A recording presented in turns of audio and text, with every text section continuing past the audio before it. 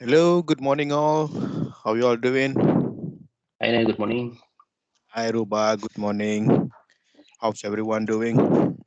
All good, Nai. All good. Excellent. Excellent. Yeah. We waiting for more Ruba. I see about 20 participants in. Can start. I think 20 of them, one of them are missing. I think can start. Can 19 of start. them are here. Okay. Now, very quickly, any questions on last week or the previous week classes? Anything that you guys want to ask?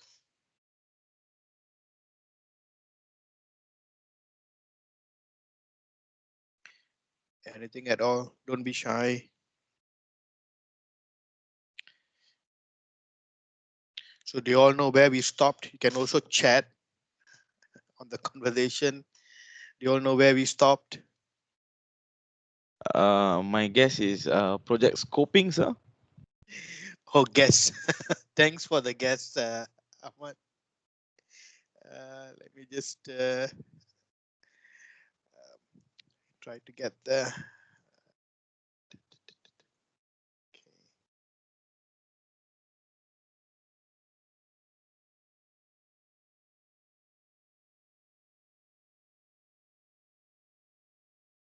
Are we done with project scoping then? Have we completed?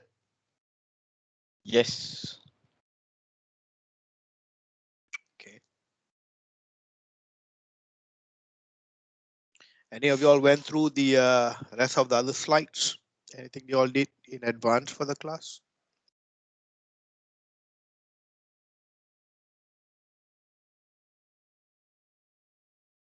Okay.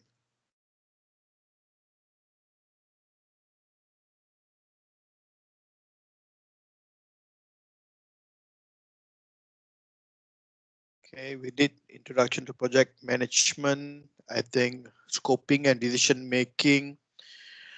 Today, we're going to do project governance. Yeah.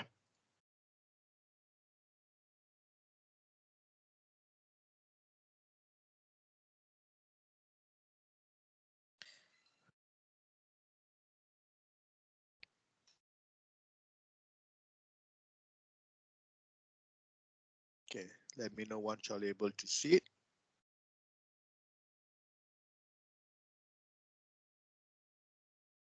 All right. Able to see, guys? Yes, sir. Okay, good. Okay, I'm just gonna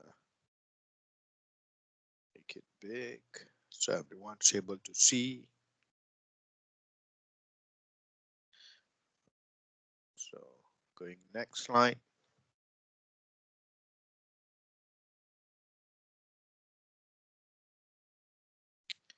Okay. Now they say bibliography, journal article review, risk analysis, and risk management. All right.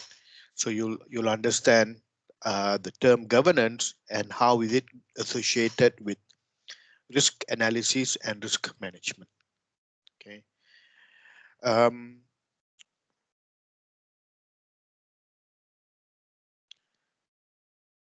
this we'll revisit later. Yeah. Um, and this would probably become an exercise for you. Before the end of the class, we will come back to this and then I will sort of guide you on how to sort of analyze the article and also try to understand what are they trying to present in that particular article. Okay.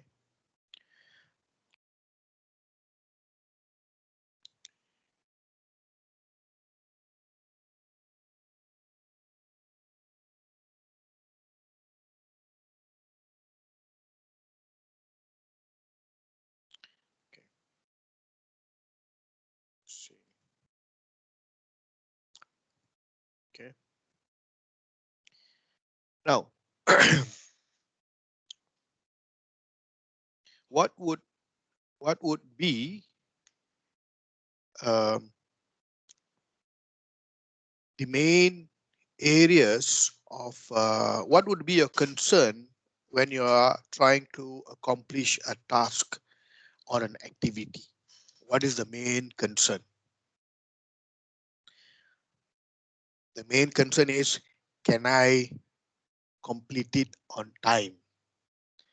Can I get it done as how it is supposed to be?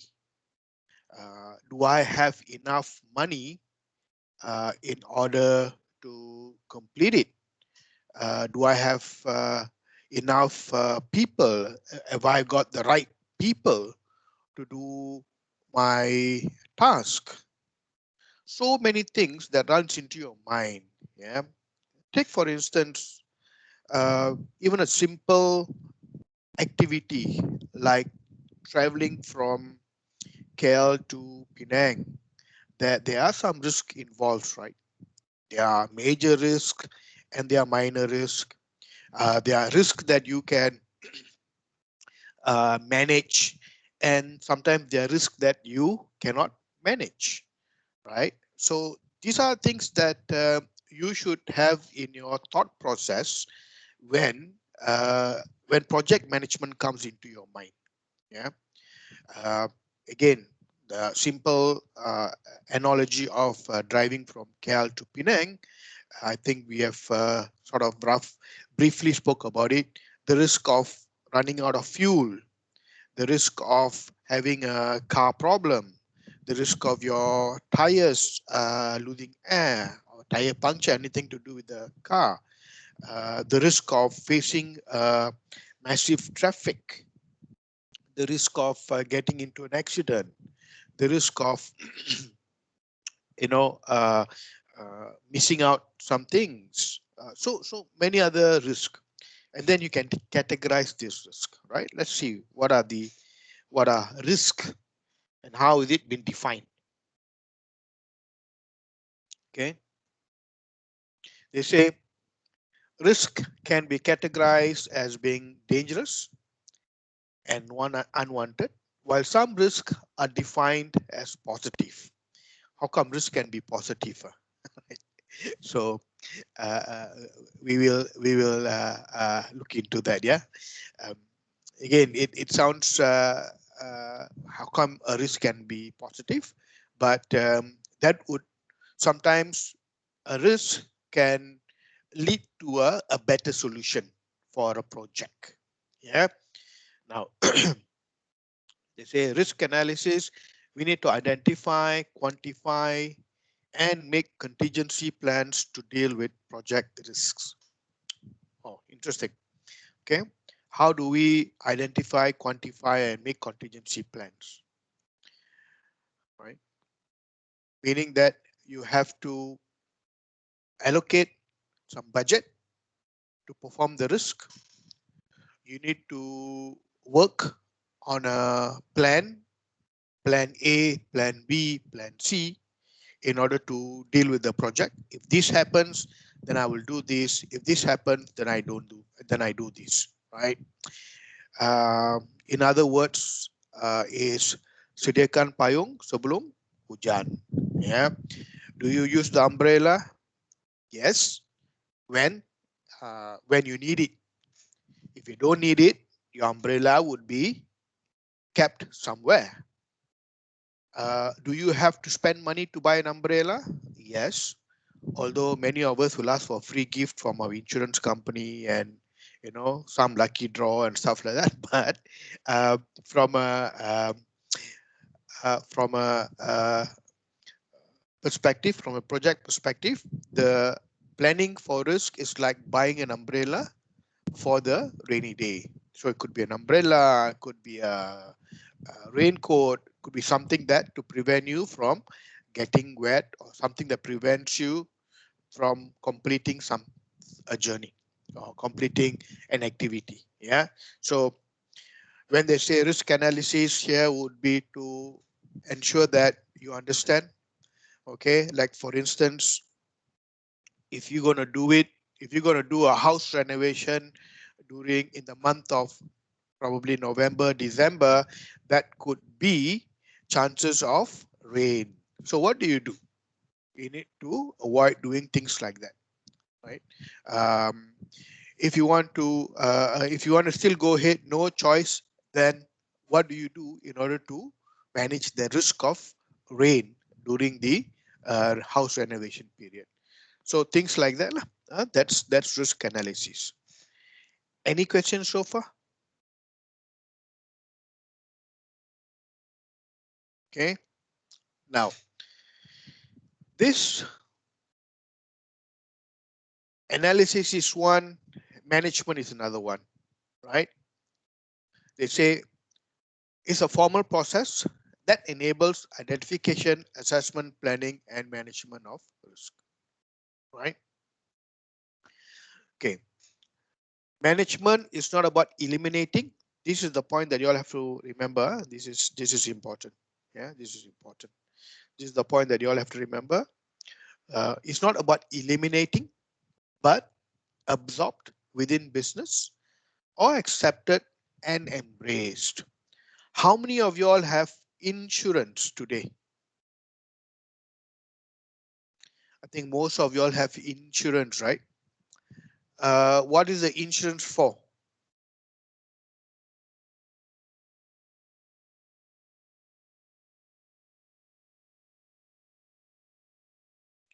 Insurance for you in the event something happens, and you would be able to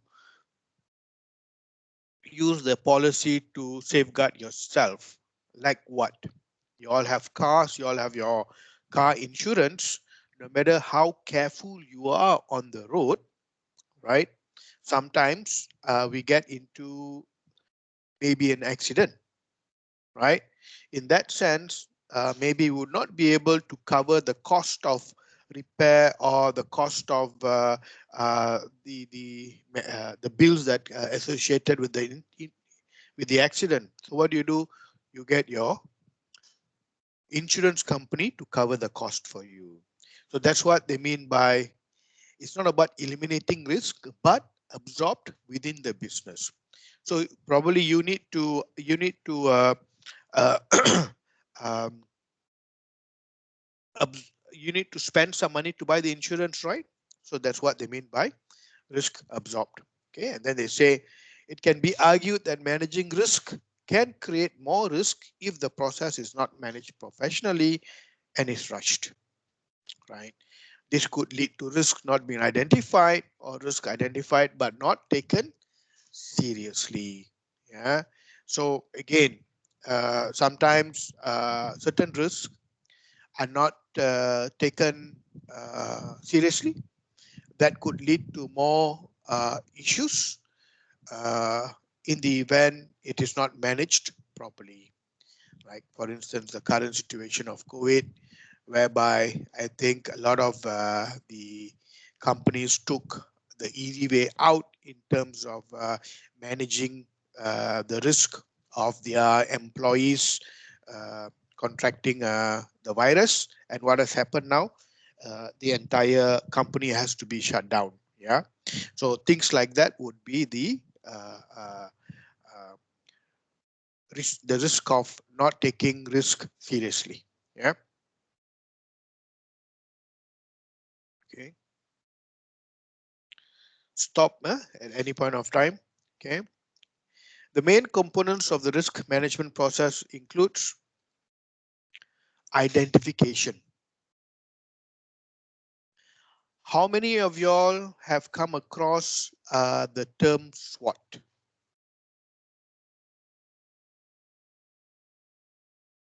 Okay.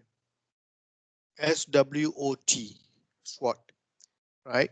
So SWOT refers to S for strength, W for weakness, O for opportunity, and T is for threat.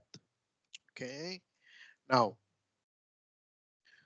what would be the strength, the weakness, and opportunity and threat of a particular risk? That's what they're trying to complete in the analysis process. So when you identify a risk, is that risk something that you can turn it to become your strength, or is that risk that you can turn it into become it's a weakness that you need to identify, it's an opportunity or a threat.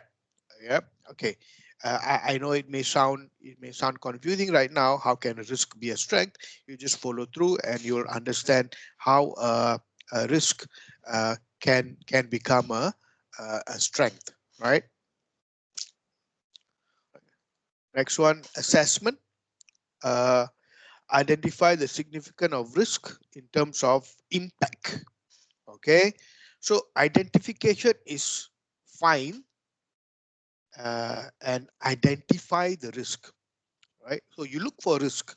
What are the risks that can impact you? Risk assessment is how the risk, at what level can it impact you? Yeah, so it's two different things. Identification and assessment. Identification is to look for, search, and assessment is to what we call as rate it. Rate it to what level of um, uh, impact can the risk influence your decision. Okay. Treatment. How do you treat it?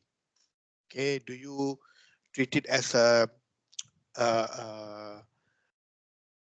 major issue, or you treat it as a minor risk? What kind of uh,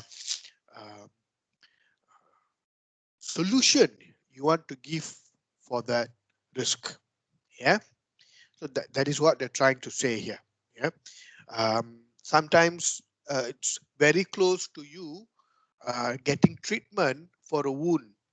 Sometimes if it's just a scratch on your hand, you just put a handy plus. Okay, enough to cover. But if the wound is deep, maybe you'll go to the clinic to get it stitched or to get a doctor to attend it. So that's what they talk about risk treatment. How do you manage that risk in the sense that what do you do, right, in order to cover or provide a solution for the risk? Next is monitor and review. Yeah, analyze the effectiveness of the strategies in place and assess the risk. Yeah, so in the sense that, okay, look at the 4 steps here. Number 1, you identified or you found a risk. Number 2, you need to assess the risk. Yeah. Number 3, you have a solution to manage the risk. And number 4, you monitor and review what is the risk, how the risk is working. Yeah. How do I connect all these 4? Okay, it's one example that you can think of would be this, right? So if you see a lot of the construction companies, okay, a lot of the construction companies would have many safety and health policies, okay, implemented during the course of construction. Okay, one of it would be they have safety net. Have you all seen that green color nets that hung at the site of the construction, right? And that is to prevent things from falling down, bricks, tools, people sometimes, right? So what they have done is they identified, okay, if I'm going to work on a tall building, 3-4 stories building, chances are somebody might accidentally drop something below, right? That is the identification. Chances are people might drop something below. What can they drop? It's a construction site. They can drop off, they can accidentally drop maybe the brick that they're working with. Maybe they're holding a hammer, they accidentally drop the hammer. They probably will drop heavy duty things. So that's the identification. Assessment is, oh, if a brick falls just to the ground, it's okay.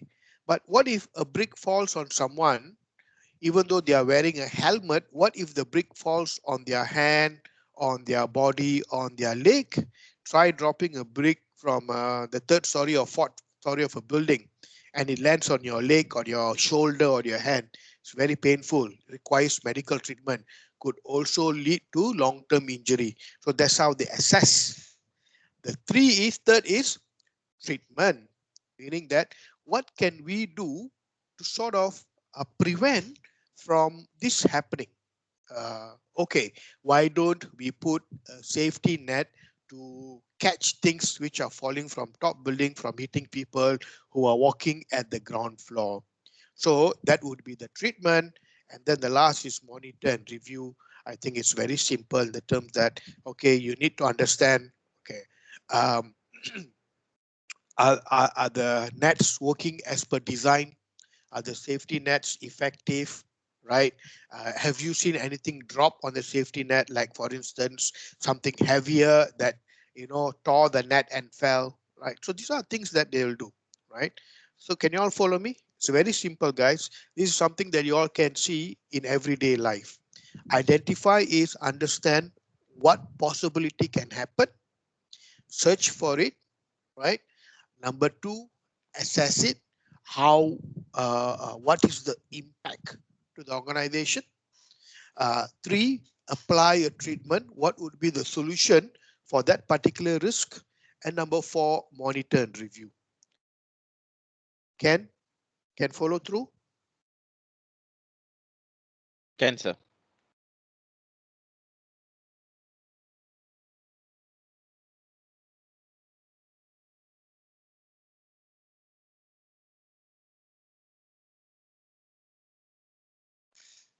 Can follow through, guys?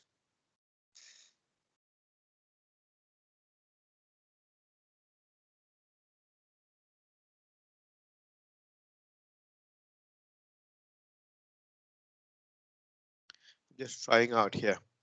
Okay.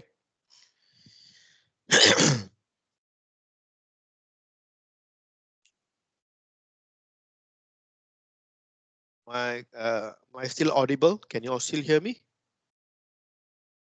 Yes, sir. Okay, thank you. I just wanted to double check. Right. So what you're seeing now would be the risk analysis. And then this is how they categorize. Okay. So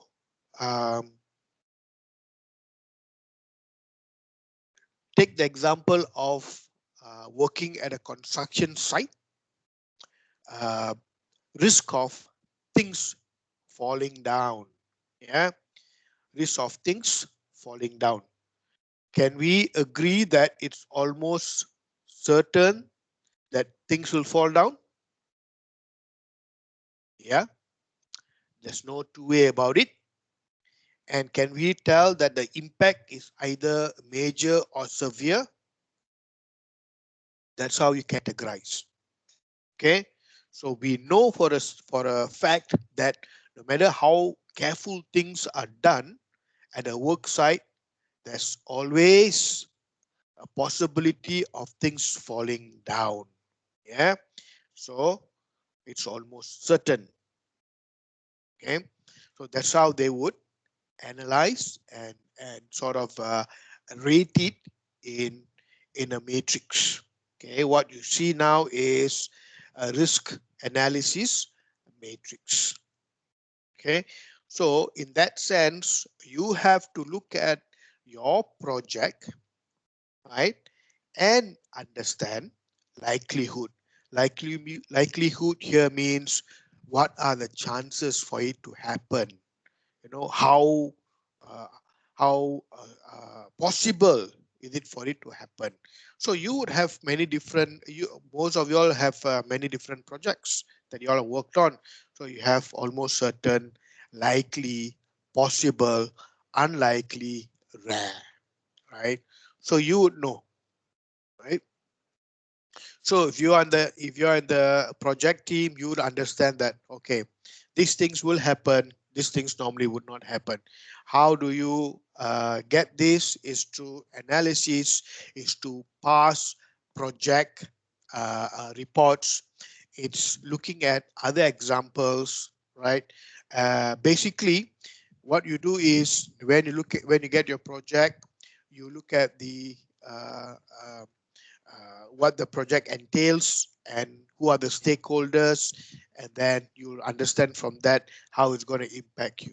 Yeah, so that's risk analysis matrix.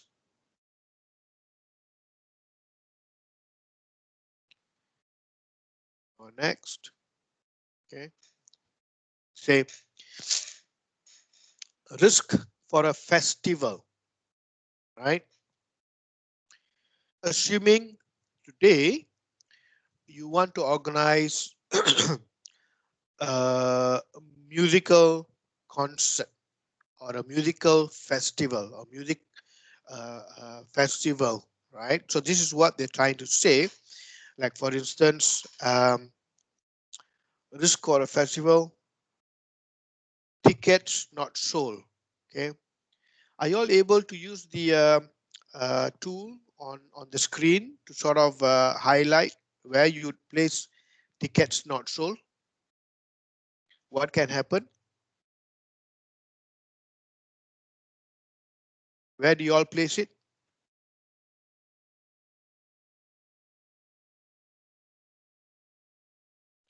Anyone? Okay. Now, so you can map. Okay, these are the risks: ticket not sold, events noise, performers cancel, hot weather, fire on stage, residents complaints, fighting, and if you can think of any other risk. So this is where they would place this. I'm not going to place this in the sense that I want you all to analyze this on your own. Yeah, try to understand how it will impact you. Where do you want to put this? Okay, you must be able to connect what are the likelihood of it happening, right? What are the likelihood?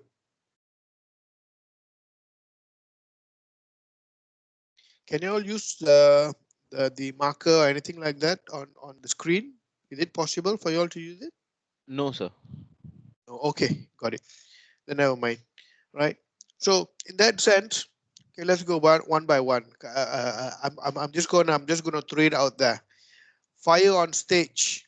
Where do you all think? Yeah, Unlikely. Unlikely or rare, sir? unlikely or rare. Okay.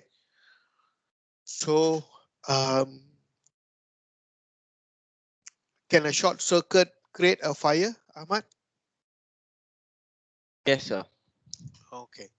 So does your festival requires you to use electricity, sockets and power and whatever not? Yes. Right. So would that be a possibility of something catching fire there? Yeah, makes sense. Okay. So it could be a possibility, right? But I also agree with you when you say it's unlikely or rare. Maybe you're saying it from uh, uh, uh, experience perspective. Yeah. So you can categorize it as low, right, or moderate, whatever that suits you. And what do you do to prevent that? Or what do you do? What is the treatment for fire on stage? What is the treatment for fire on stage? What do you all do? What do you all have at in your offices right now in case of a fire? The fire extinguisher, sir. Yes, exactly. So that would be your treatment. The treatment would be a fire extinguisher, right? You say unlikely or rare because at this point of time in your office, the fire extinguisher has been there, but you have never used it because you have not seen a fire in your office, correct? Right? So that's why it says whether it's rare or unlikely, there should be a treatment, an easy one, right? Okay, what is a common one? Fire extinguisher on uh, on the stage. Okay, how about hot weather? What you all do? Where do you all put it? Likelihood.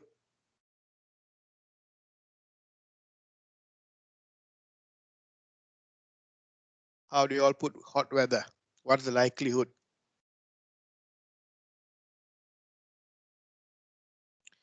Almost certain, likely, possible, possible. Okay, excellent.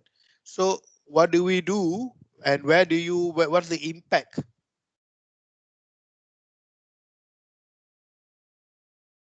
Low, moderate, moderate, high, extreme. What is minor, moderate, moderate, moderate, major, severe? What would be the extreme? Moderate, moderate. Moderate, moderate. Okay, what would be the treatment?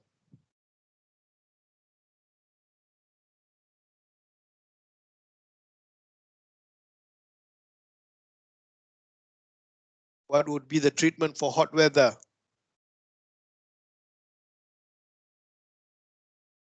Placing tents or installing more fans. Okay, good. So you see a lot of events got these cooling fans that shoot out the mist, right? Okay, very good. Residents complain. Where do you put residents complain?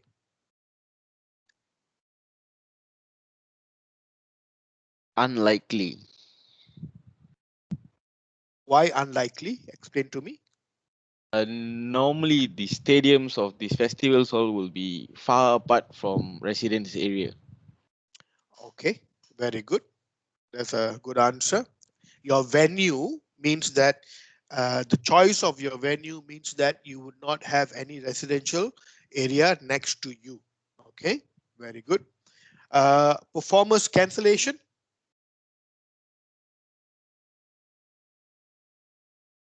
Possible. And where do you read this possibility? Severe, extreme. Severe, extreme. Wow. Why? I normally you'll have like the event planned out. So if one performer cancels, then it's going to be a big issue. Right. So do you want to sort of create a risk for that? Yes, I mean we can. The risk is the performers being cancelled, and then the assessment will be like we have a standby performance to be ready whenever performance is cancelled. The treatment. Yes. The treatment. Okay. So what you are doing is right now we are assessing it. Yeah, we are assessing it. Okay. How about event noise?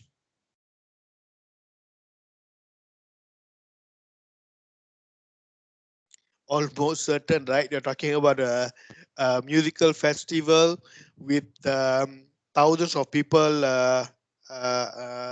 attending it.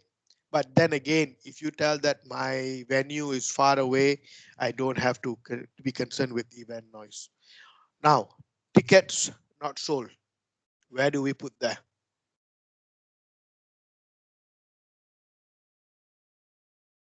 Likely. Likely. Okay. Impact.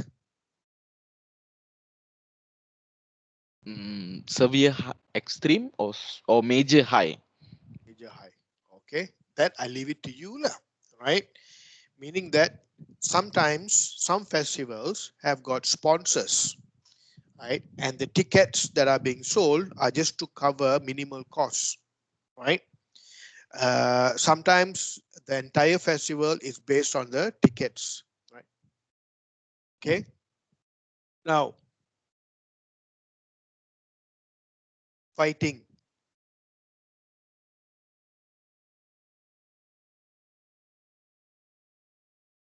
Where do you categorize fighting? Possible under severe, extreme. Severe, extreme. Okay, what is the treatment? To place security in most of the places.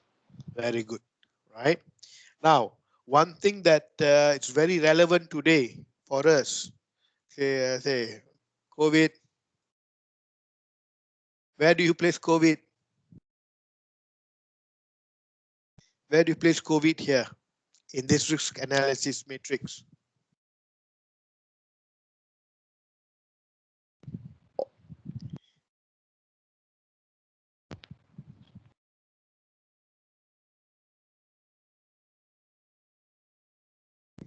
There are no right or wrong answers, guys.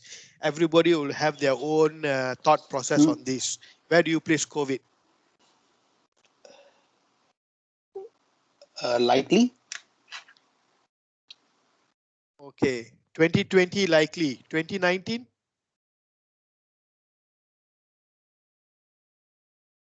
Possible, sir. Possible. So, okay, very good. Why likely first?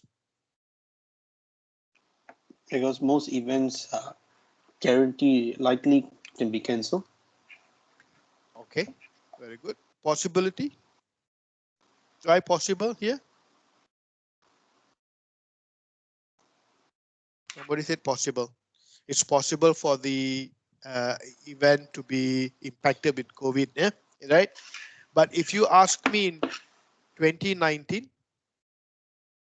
it was rare. Nobody heard of it. Yeah. Last year, assuming if you are planning for a concert in January to be held in June, you would have not had this rare. But when it impacts, high. You see? So sometimes it is not meant to be like that, rare, but when it impacts, the severity is high. Not only this, almost certain can have a severe impact. What I'm trying to say is, if it's rare, it can also be high. Yeah. So that's the point of doing a risk analysis matrix. Okay. Any questions on this so far? Okay, good. Moving on next. Okay, this is what you guys did. Okay. Okay. Now, options, right? First one, avoidance. Avoiding the risk. Changing the project plan to eliminate the risk. Examples, adding resources or time. Yeah. Now, let me just go here. Okay. What they mean by avoidance. Okay. The simple fact is, if you're walking through a road, right, and then you see this stray dog. Okay, you see this stray dog on the road. What you do is, in order to avoid it, you take a different route. That means you don't go through that road anymore. That is risk. That is risk avoidance. That means you don't want to take the risk of facing the dog alone on the street. Okay, that is what they mean by avoidance. You avoid it altogether. From a project perspective, one of the risks would be assuming is to finish on time. So you don't want to take the risk of finishing late, right? So what you do is you add more people to work on to make it faster. Or you want to avoid the risk of rain for your music festival, right? What do you do? Or hot weather. So what do? You avoid the risk of rain by having it in an indoor stadium or indoor venue. So rain does not cancel. Maybe it will be difficult for people to come, but doesn't mean that you have to cancel your event because of rain, right? So that's risk avoidance. You eliminate the risk altogether. You all follow me? Okay. Now, acceptance. Acceptance is similar. All right. Okay. Let me just put it here. Okay. When you accept a risk, that means you're prepared to manage it. Okay. You are preparing to manage it. So the sense that can we avoid fighting in a festival? No. we accepted the risk of people going to fight in the festival. So what we do, we accept it, and then we do a plan. We do a plan in order how we can manage it, right? So that's acceptance. Of course, monitor and prepare, and mitigation, right? Taking action to reduce the likelihood the risk will occur, adopting a less complex approach. So mitigation is sometimes what you do is you want to lessen uh, the risk of an issue occurring, right? So you take all kinds of precaution in order to manage from the risk happening. Yeah. So acceptance is you accepting that there would be trouble in a huge crowd. Mitigation is to ensure that you filter your crowd, you ensure that people are managed systematically so that the crowd does not gather at a large area. You know, you have usherers to guide people, right? And do a lot of other things that would help you to reduce or manage the situation. Yeah. So that's mitigation. Transference, transfer ownership of the risk. In this case, they say the ownership of response to a third party. Here, they talk about outsourcing difficult work, fixed price contract. Okay. From a project perspective, yeah. Okay. If I want to look at from a actual project perspective, let me give you the example of KLCC. Imagine KLCC that is so huge, the power station that it needs in order to generate the entire build 2 towers. It has to be huge, right? It has to be managed by experts.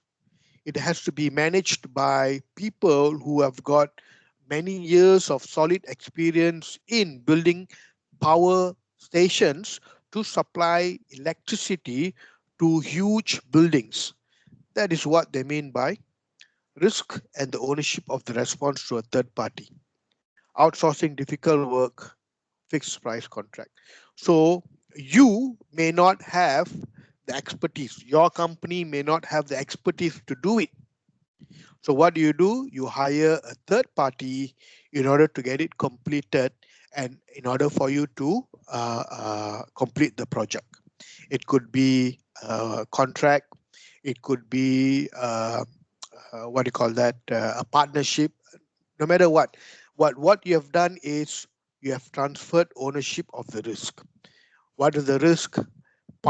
Building a power station to power up 2 towers, 288 tower buildings.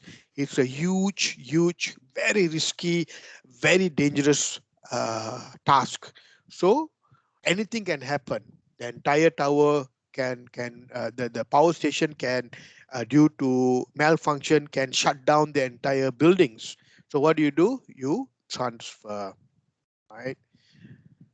Just like you, what activity do you do to transfer your risk?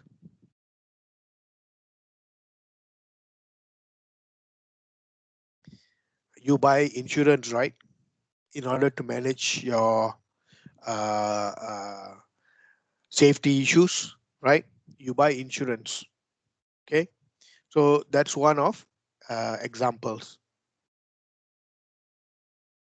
Okay. This probably it's something that you would do based on your project, and then let me just go here. This is okay. Some extra readings, and I think we have come to the end of the governance here. Okay, on the risk area. Any questions so far?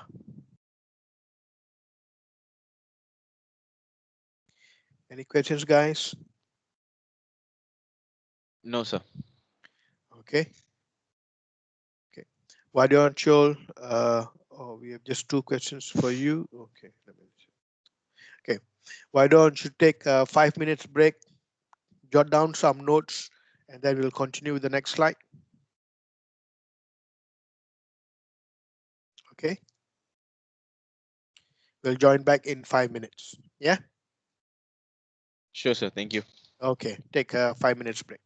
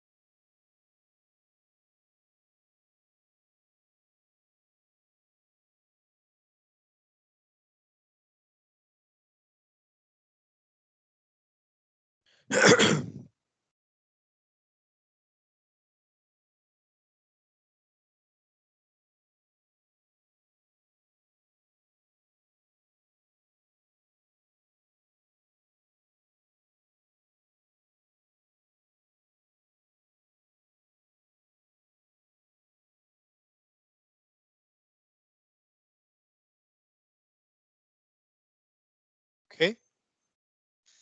Are we good to start? I'm not able to see your updates on the chat. If you can say okay, you can go ahead and get started.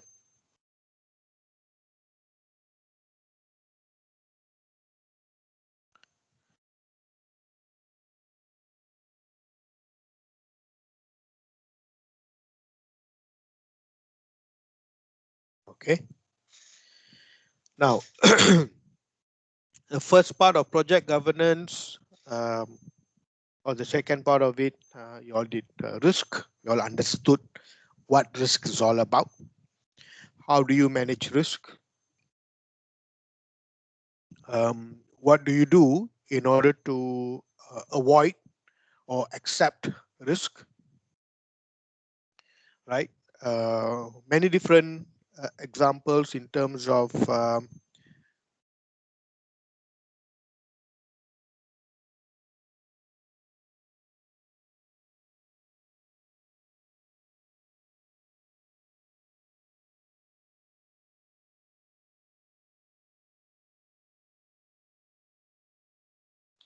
can you all see what I'm sharing, guys? Why disconnected? Yes, sir. Can see. Can see the power PPT? Yes. Oh, you can see the PowerPoint, yeah? Yes, sir. The governance. Governance. Governance. Yes. Governance. Okay. Okay. Okay. Now, so second part is understanding what actually governance means. What role does project governance play in the management of the projects? Right. So, guys, every project, no matter its size or scope, will require governance. What does governance means? Governance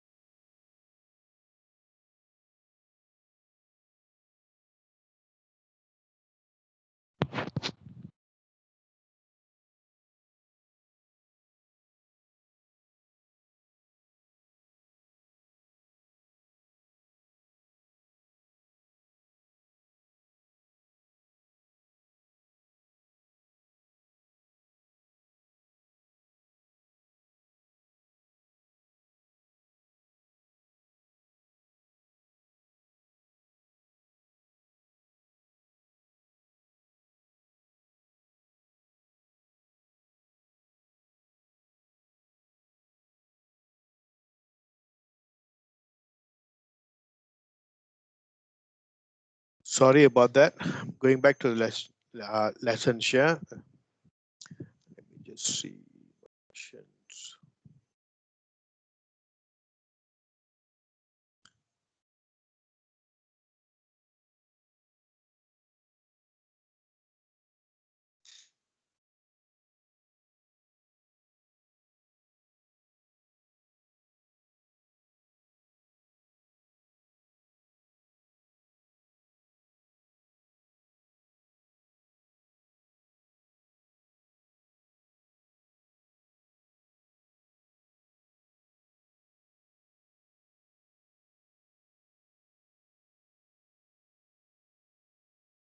Okay.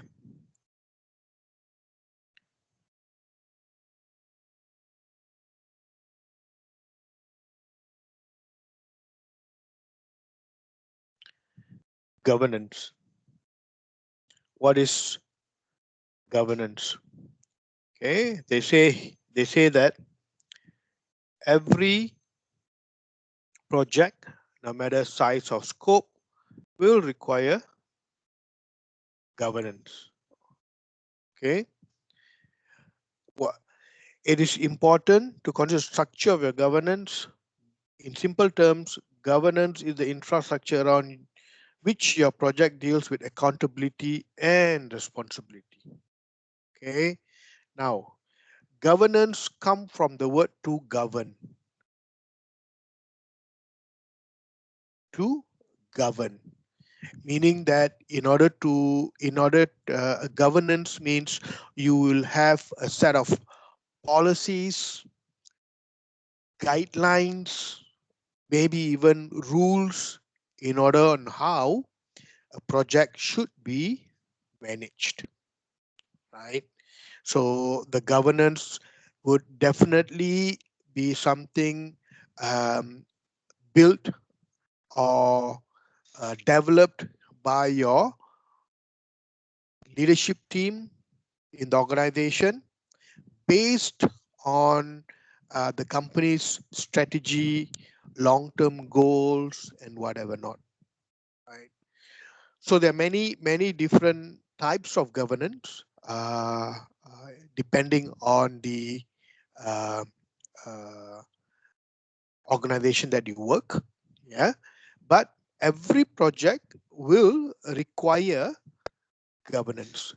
In other words, anything and everything that you do will require some form of policy, some form of guidelines, regulations, and so on. Okay. See. Okay. Governance refers to a set of policies, regulations, functions, process, many more. More specifically, governance focus on the guidance and oversight for project management activity to deliver a product, service, or results. So in your mind, when you talk about governance, just remember this word.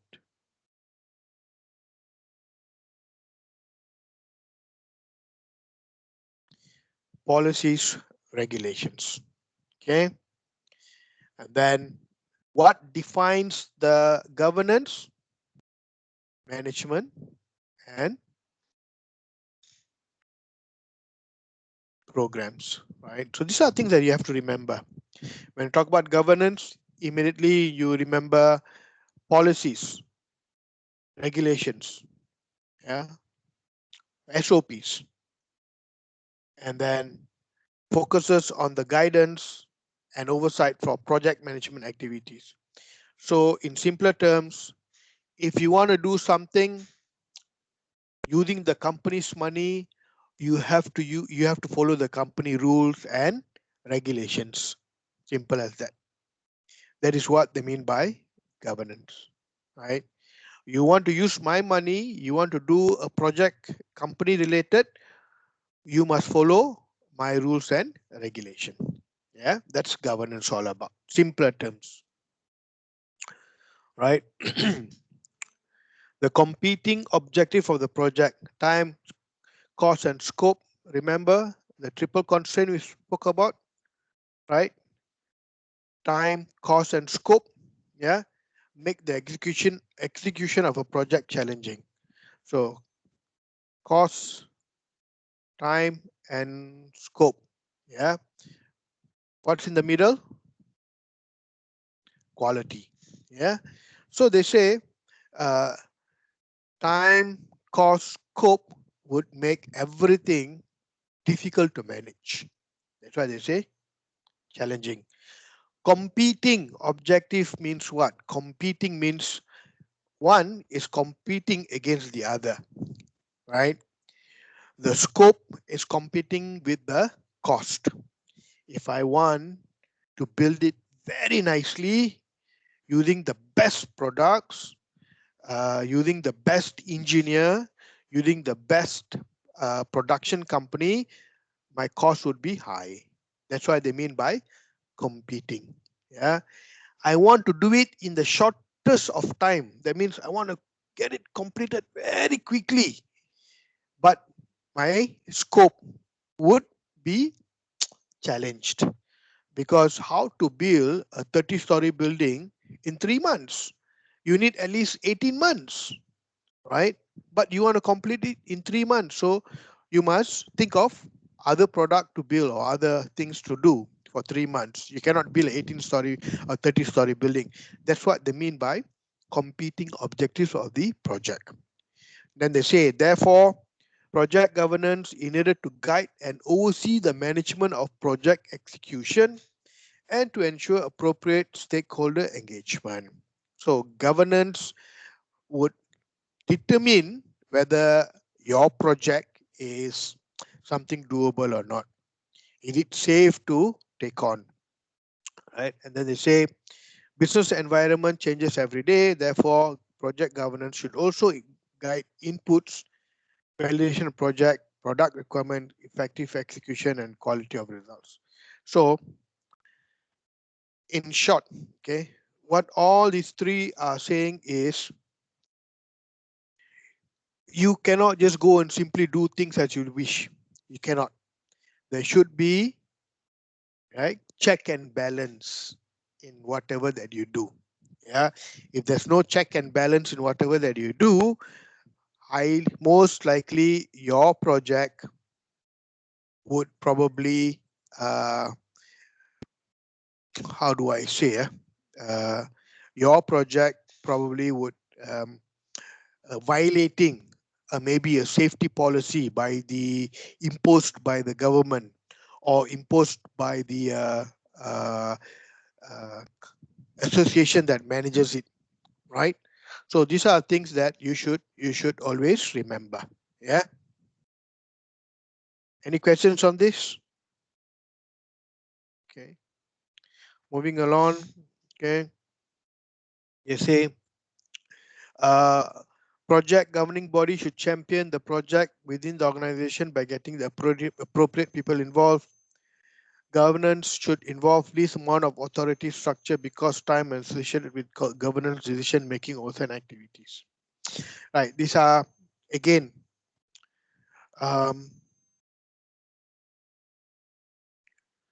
in order for you to have an effective governance, you must ensure the right people are involved. Think about it this way, guys.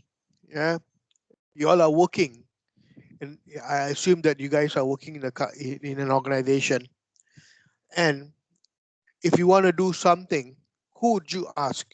You would ask somebody who has done a similar activity, or you don't have any information on that particular project that you want to do.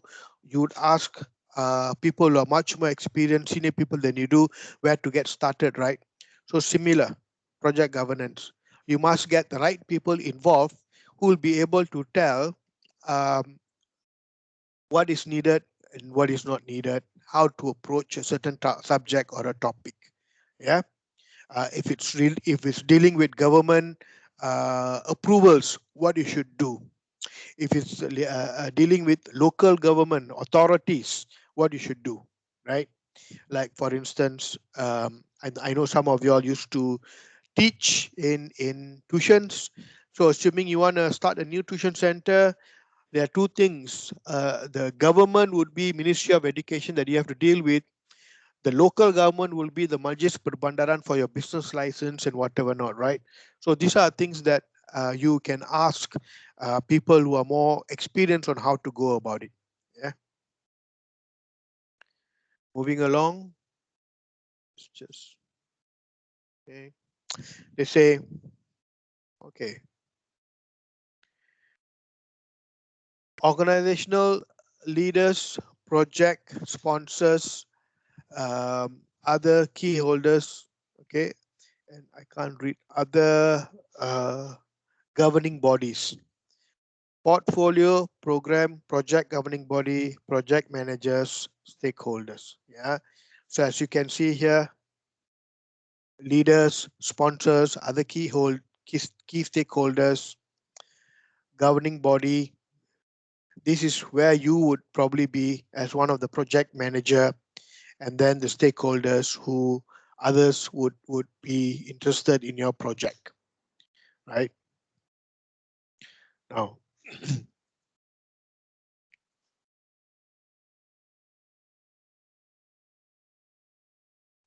they say the project governing body provides oversight, sets direction. The body mainly provides guidance through functions of oversight, control, integration, decision making. So, to put it simple, right? They would give you, what did I mention earlier on? What are the two words that you should always remember when you talk about project governance? Policy and regulations. Exactly. Policies, regulation. Regulations. This would be policies. This would be regulations. That's what they're trying to explain in more detail, right? Yeah. This would be policies. Okay, guys. This would be regulation. Do's and don'ts. Control, right? Policies. Okay, what you can do, what you cannot do. Oversight, set direction, guidance, right? Aligned. Okay, policy is aligned with the organization goals and objective. So remember that when you talk about governance, you talk about policies, and when you control something, it's about regulation. Follow through. Are you all able to understand these two? Okay. Okay. Just moving on. Okay. The primary roles of responsibilities of a project governing body may include aligns, approve, remediate issues, key message to stakeholders, oversight and guidance, leadership, closure. So in other words, all these are project activities, right, at a management level, whereby they would ensure that whatever projects that you do are aligned with your company's strategic and operational goals. Okay, to summarize everything, all these, to summarize all these, let me give you an example. Current situation, the current situation. Assuming today you go to your boss or you go to your management and say, I have a project that I want to open up a new store concept for our products, right? Assuming today KFC, they say KFC say that you're one of the project managers for KFC. You say, hey, there's a new shopping complex coming up. Let's open up a KFC there, right? A KFC store, KFC restaurant in the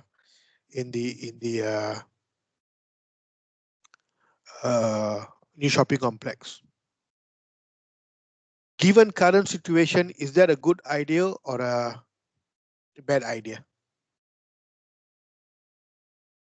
Current situation. Look, guys, these are open for discussion. You guys can say whatever you feel. There are no right or wrong answers. I'm just trying to give you all some kind of context in terms of how project governance will have a say in what you do.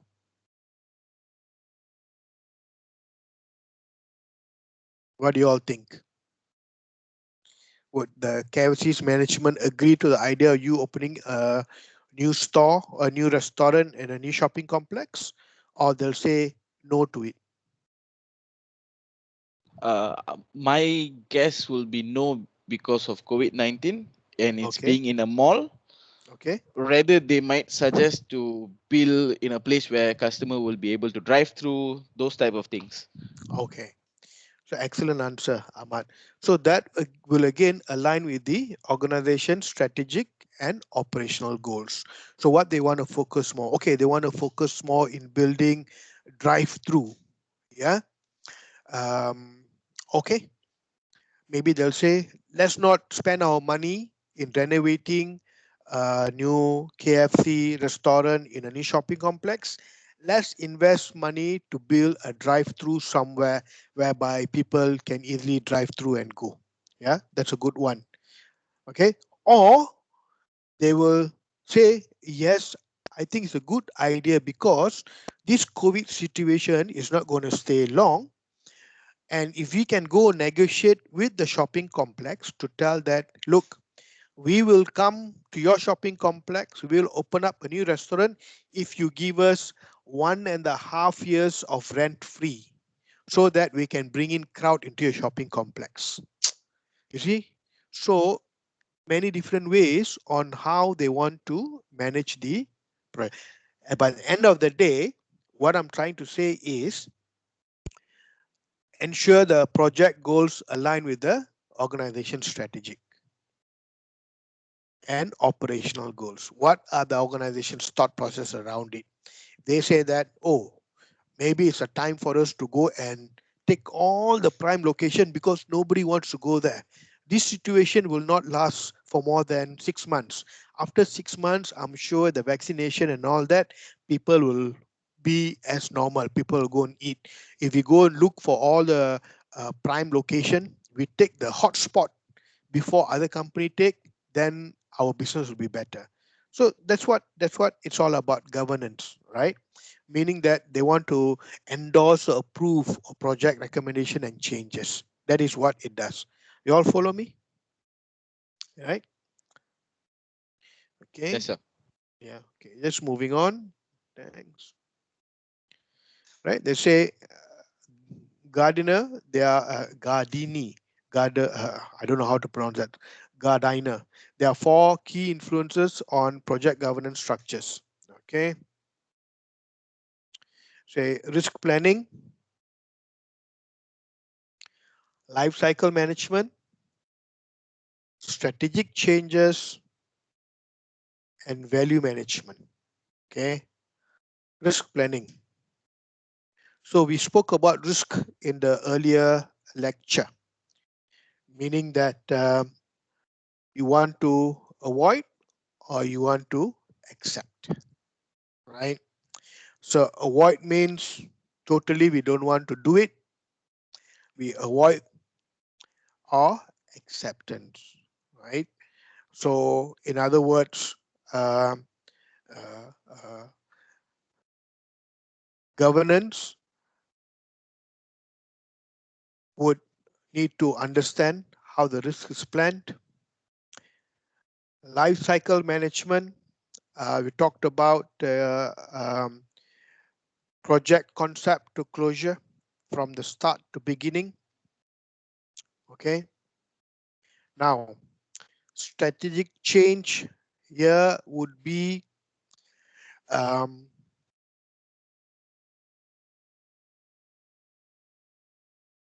last time, like KFC, you can either eat in or you can go and tapao, pack, right?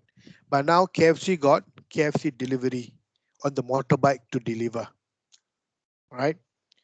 So is their core business in delivery? No, right? Their core business is still food, F&B. But why did they did a strategic change in doing delivery themselves? Because there was a change in technology. People were able to pay using their mobile in order to buy food from KFC. They realized that if they rely on Grab food, They're competing with so many other people on the Grab food. But when they have their own KFC delivery, they find it's easier for them to manage. Yeah. And then there's value management, adopting consistent, repeatable process, right? In any project or in any activity, yeah, the more you do it, the better you get at.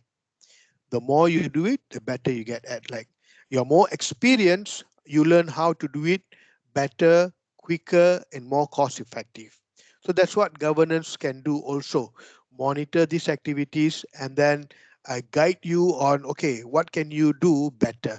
Don't use this particular product, use a certain product, or use this particular process in order to get your projects done easily. Okay.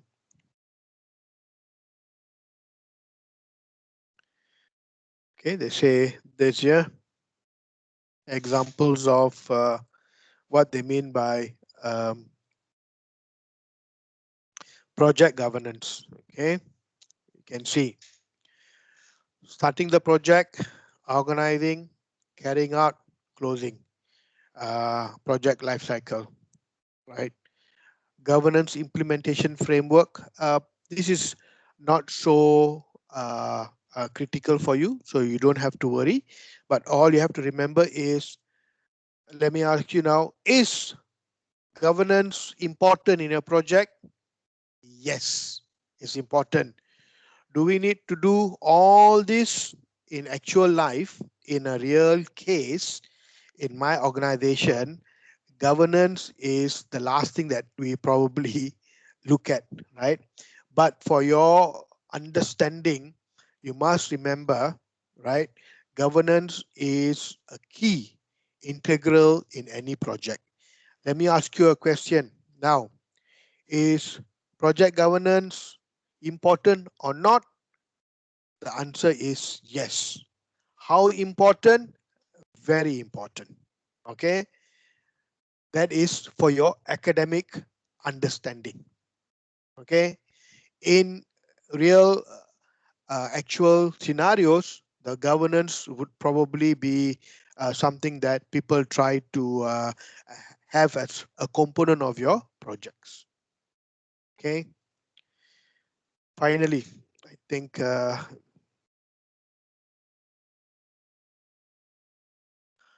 governance should be defined, planned, established in early project life cycle. Assessment, implementation, blah, blah, blah. It's important to engage stakeholders. Example of project governance framework interactions by project lifecycle phase. Interactions depict the effective framework implementation has within the project lifecycle. Okay, now what you should take away? When should governance be defined? Early in the project lifecycle. Who do you need to talk to? Engage all the stakeholders. Who are the stakeholders? The stakeholders can be your management, okay? Can be your vendors, okay? Can be your other partners, okay? So can be your customers. So when you talk about project stakeholders, you're talking about many people. Can be the authorities or government. So many different people. So your project governance will take input from many people and then come up with some framework where you can use that in order to manage your project, right? Now, this refers to this particular sentence. If you want to understand, refers to this life cycle, implementation framework, review, right? Authorize project goals, and whatever activities is needed with that. So I would say do not worry so much about how you're going to manage project governance. It will be part of your assignment, but it will not be the key. Yeah. Just this is another activity that if we are in class, we would do it, but at this point of time, we won't. Okay. They say value.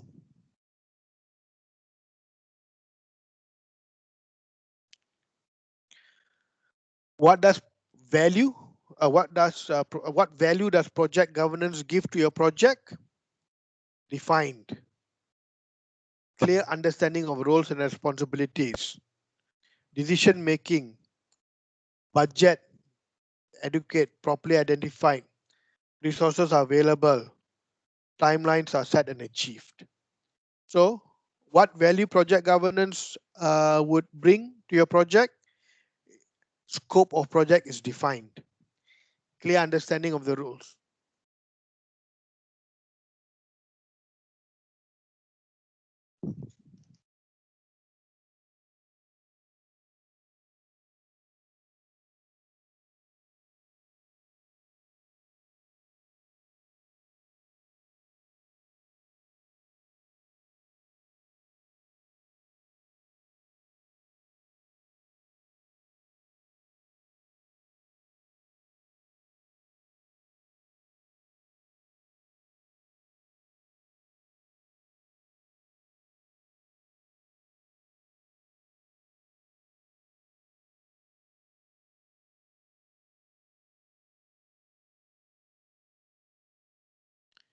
Okay, sorry about that.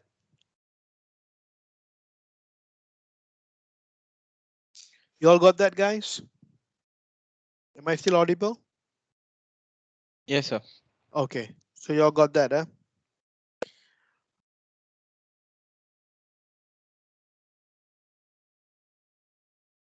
Four pillars of good governance: accountability, fairness, transparency, independence. Okay. What does accountability mean?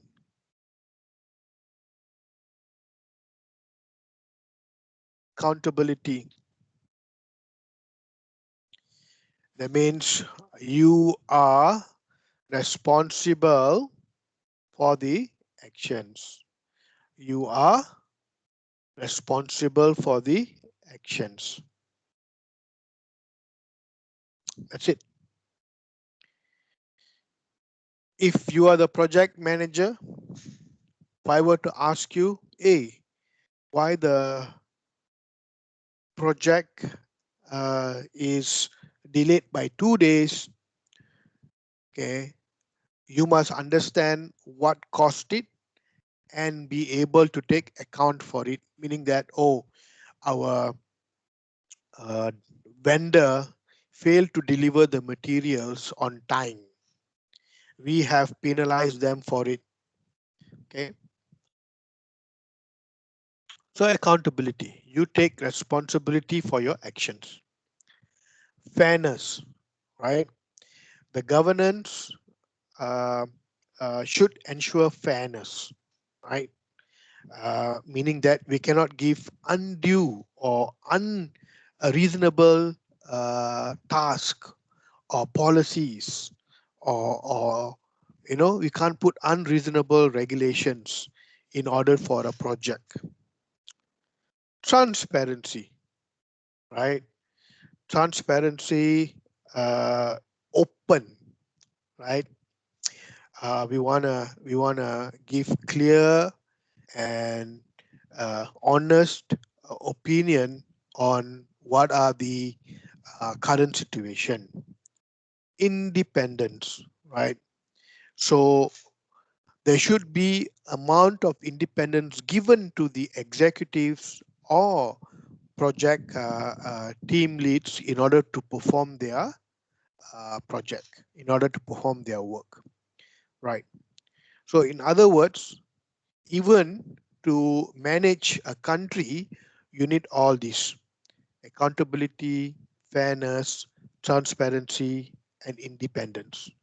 Do we have that now in current situation? I leave it for you guys to answer. I'm not going to answer it. I could be in trouble, right? So that's what it needs, right? In other words, the governance, which comprises of policies and regulation, should have these four aspects in order for the project to be conducted, right? Any questions? Anything on this? Long project governance and responsibility. It's important you define this level of responsibility within the project.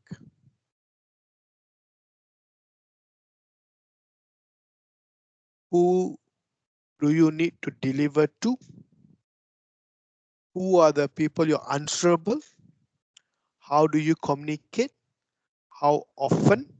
No, they say they've given this account manager, project director, head of department, client.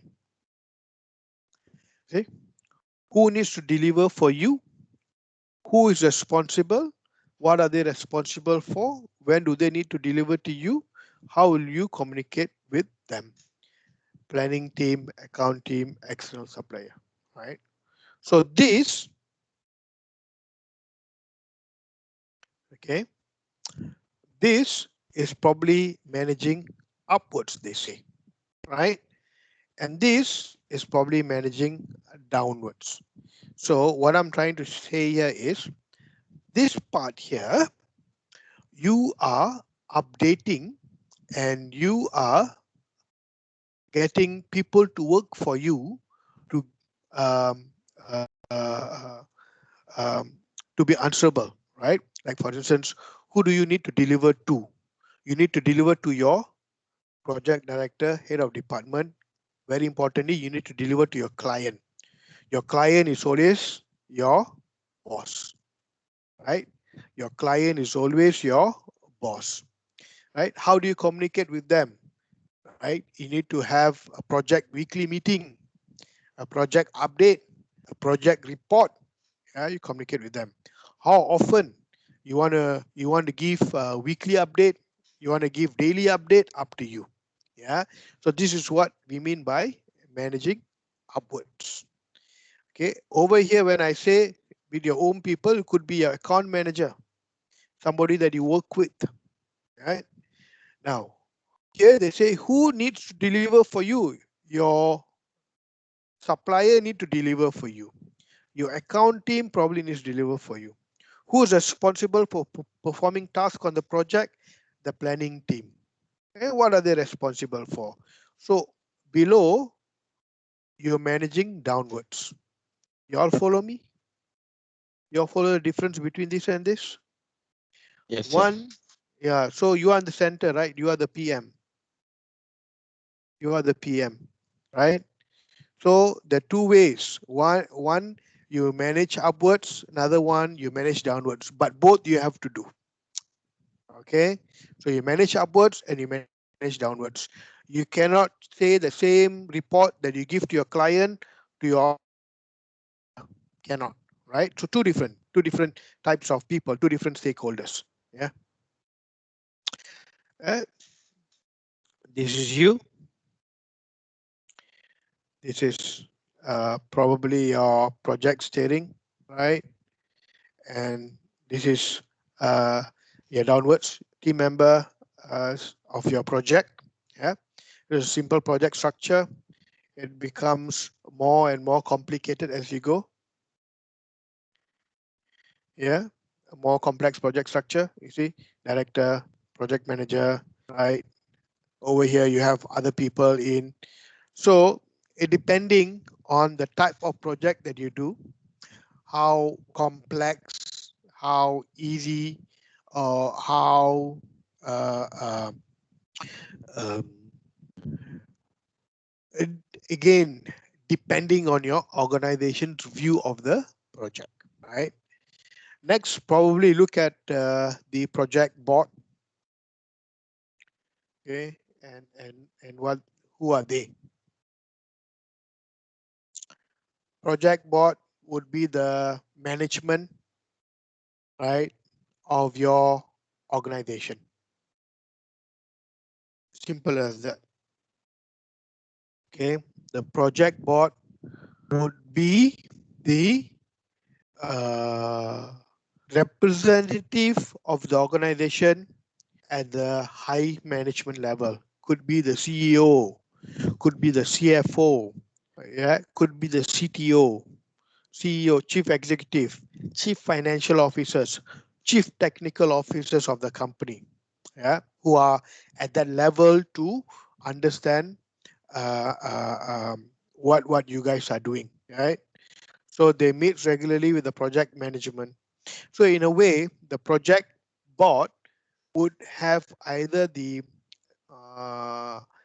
bosses or the bosses representative in the board. Yeah. Next.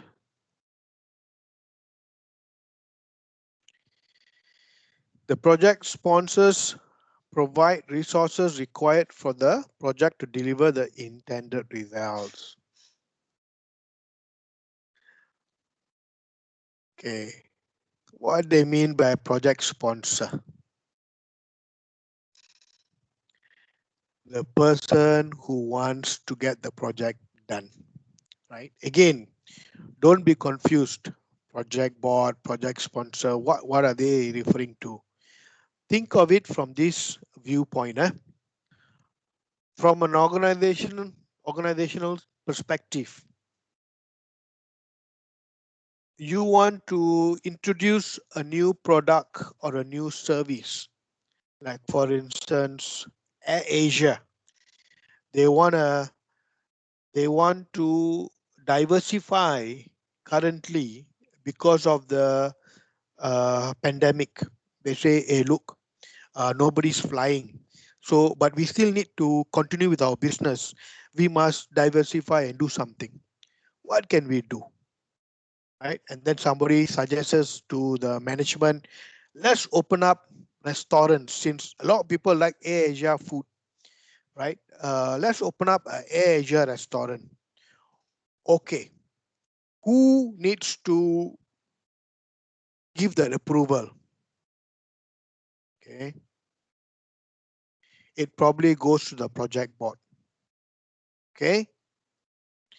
The project board will review the idea. The project board will review the idea. AirAsia want to open up a restaurant. So who will sit in the project board? People like Tony Fernandez. If Tony is not in the project board, he might appoint somebody who he trusts to sit on the project board. And then you will have one or two of his very trusted people from the finance team, from the probably the corporate communication team, somebody who's very high up to sit in the board. Okay, once this board discuss, okay, looks like a good idea. Let's appoint somebody who's going to become the project sponsor. This project sponsor would be a person A. Person A from who's appointed or who's responsible from the project board would be the project sponsor. It could be one person, could be an organization, but in most times it could be one person. In a small company, it could be the owner himself, the owner. In a large organization like AirAsia, it could be the CFO. Okay, in a huge company, it could be a VP, right? Vice President, depending on who gets to have the final say, who is responsible for the budget. What is this project sponsor will have stakeholdership, will have a direct interest, right? A direct interest in the project. You all follow me? The project sponsor will have a direct interest in the project. And these are some of his roles, right? Project goals, monitor, remove barriers. So the project sponsor would not maybe involve in day to day, right? He may not involve in day to day. That's why he has you to do it. You are the PM, right? You do the day to day. I need update from you. So you will update the PM. You will update the PM. Oh, hey, boss, this is how it's going. Our project, we already identified a location to start a new restaurant called. Anyone knows what is the restaurant that Air Asia opened called? Anyone knows? You all like food, I know. What's the name of the restaurant? You all know?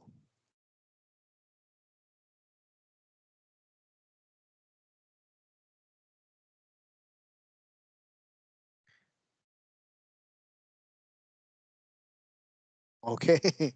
So name of the restaurant is Santan. Yeah. Okay. Are you all with me, or you all have fallen asleep?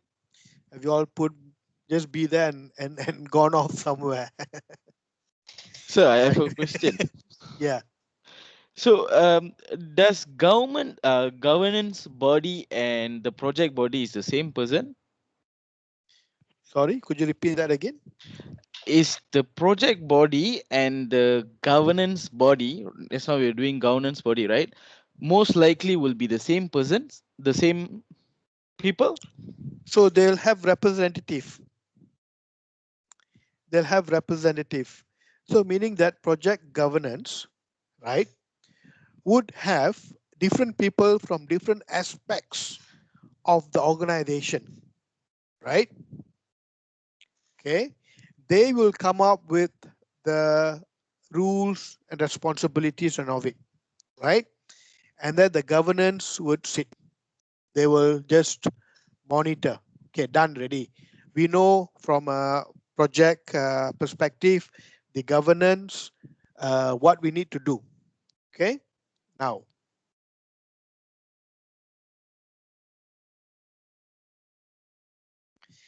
the project board might have one or two people from the project governance, but not the entire team. You all follow? You Right, follow? understand, yes. Not from the entire team. Like, because the project governance may not have somebody from the marketing department, right? But the project board might have the CMO, Chief Marketing Officer, right? The project body might have a financial, the CFO, right? The project board might have a CFO because they need to sign off on the budget, right? So they'll have, it's like this. In order to come up with the rules and policies and regulations, you'll set up the governance team. After that, the governance team would meet, right? But the project board would meet to discuss on the projects. Two different things. Yeah. The project board will meet to discuss on the project directly, right? On the project. Where else the governance,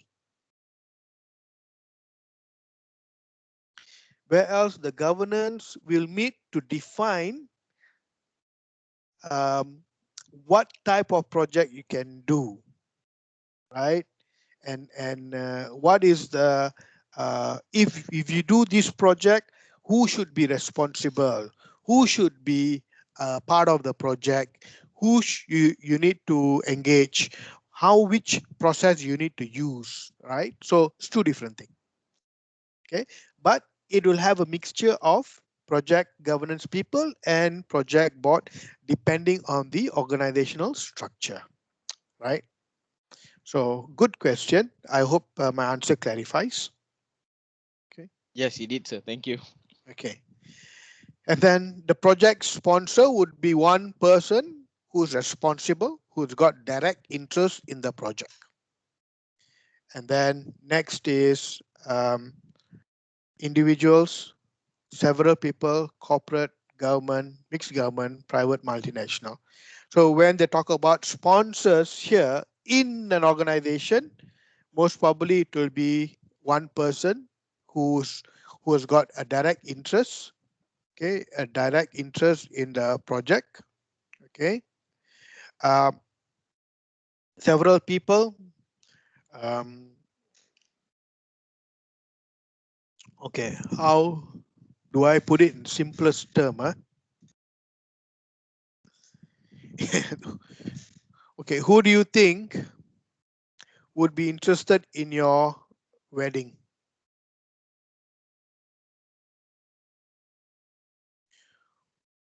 Who do you think will be interested in your wedding? The one, Parents? the one who pays for the project, your parents, right? Right? And yourself, the end user, right? If your parents are paying for your wedding, Or they're your one of the project in-laws. in-laws, yeah, both of them, your parents and your in-laws and your future wife and yourself are the project sponsors because you guys have a direct interest in your project, right? In the wedding. Okay, so it could be individuals, several individuals, corporate, government, uh, um, anyone who's got a direct interest in a particular project. Yeah, anyone who's got a direct interest, meaning that they would get the benefit out of completing the project. So you see it from uh, uh, uh, a government perspective, right? The government perspective is, let's say they want to build something. We spoke about the bridge, right? They would have a direct interest in that because it will help to bring economic activities to a location where it was not possible before, right? Like for instance, the Penang Bridge, many years ago. I think it was 1985, 86 when it was built. Prior to that, the only way of getting to Penang was either by ferry or by flight, right? So once they completed the bridge, the Penang Bridge, things became very active. The island became very good. The island started growing economically. So who was responsible? Who were the project sponsors? The state government, the local government, they all had direct interest benefits from the project. You all understand? So they were the project sponsors. Okay, and then so in short, if you stand to benefit the project, you and you pay for it, and you are the one of the project sponsors. You all follow? Yes, Okay. sir. PM, the most important person in any project, right? They say the PM is responsible for end to end. End to end is responsible, right? Whether you like it or not, he's responsible end to end. In regards to governance, what he does, he supports the governance functions. Role to interface with governing body and manage the project. Project is in compliance, right? Just remember this. Supports, interfaces, ensures compliancy. Simple. So there are 3 steps to this. First steps, the PM will understand what are the governance, policy and regulations all about. Understands it and will work towards making it better. Second, he provides regular update to the governance body. Third, when running the project, he will ensure that all the project operations are in compliance with governance policies. Okay. Now, these are the three things that the PM would do in regards to project governance. All these are breakdown of what are the three things that he will do, right? So in other words, guys, the PM is responsible end to end, A to Z. Yeah. He needs to understand what is happening, where is happening, what they need to do, what they can do, what they should not do, right? So he becomes the key person in ensuring that if if you are working on a certain project, you need to update the governance body as a PM. You will first ensure that you understand what is the governance policies and guidelines are as per the organization, and then your role would be to ensure that you talk to, as we said, bottom and up in order to get your message across. Okay. And very importantly, enforce the governance in the project. Like for instance, if it's a construction work and the construction work and the local regulatory authority say that you cannot work on Sunday, you must ensure that your contractors don't work on a Sunday because of a lot of policies involved. Yeah, noise pollution, workers' rights, right, and so on. So simple things like that. As a project manager, you are responsible for, right? Now, I think this would be the last slide of the day for this topic. Sorry, not for the day. Any questions so far? Anything that you all want to ask me?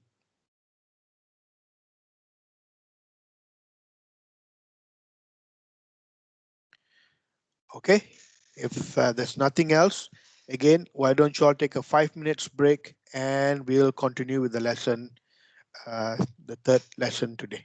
Okay.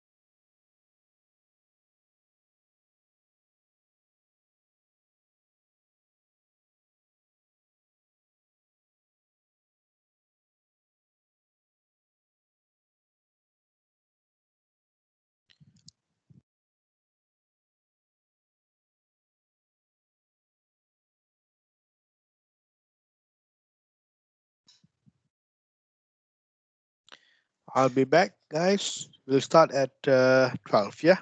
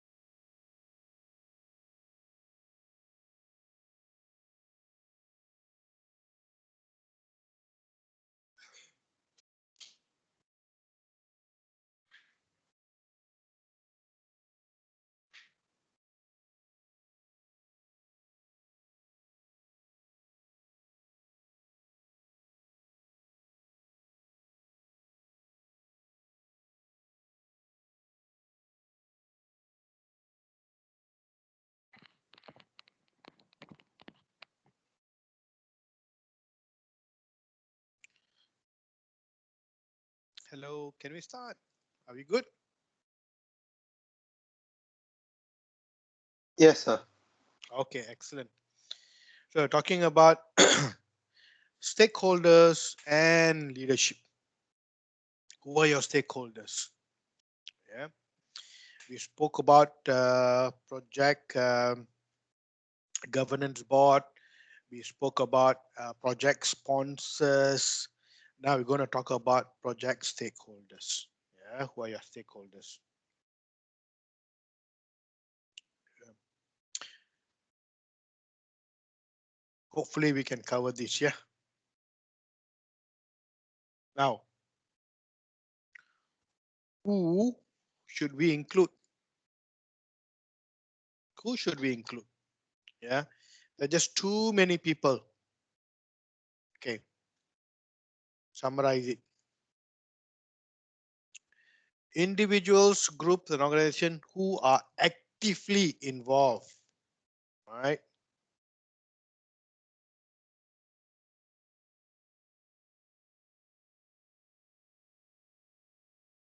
Who are actively involved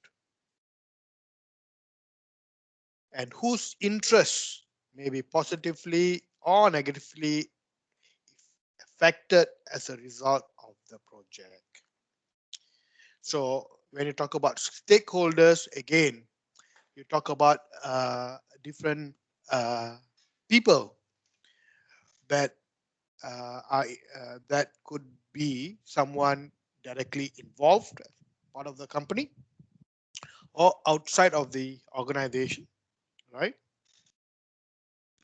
Like for instance, you yourself as a project manager, who's your sponsor? You know, the project board,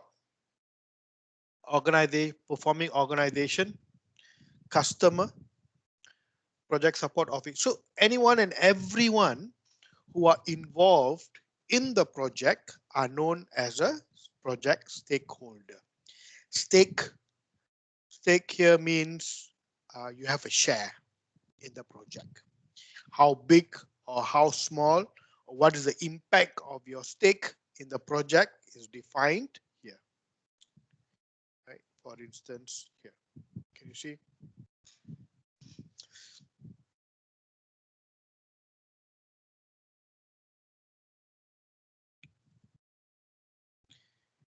Suppliers, customers, competitors.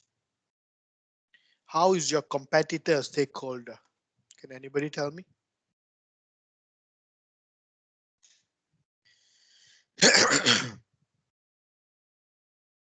Sorry, could you repeat the question? How can a competitor be your stakeholder?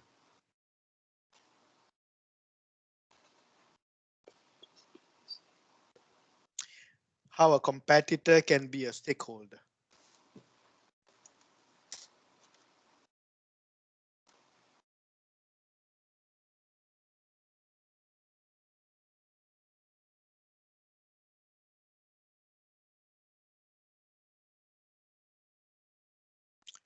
Okay, let's go something simple. How can your supplier be your stakeholder?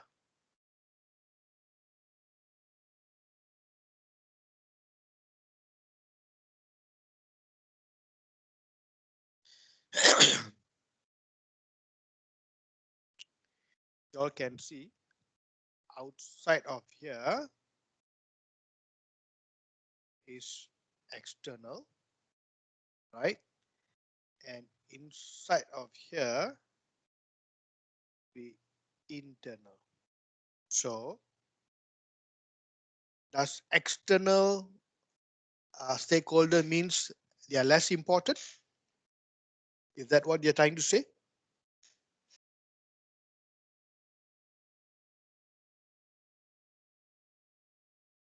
Or internal here meaning they are very important because they're internal?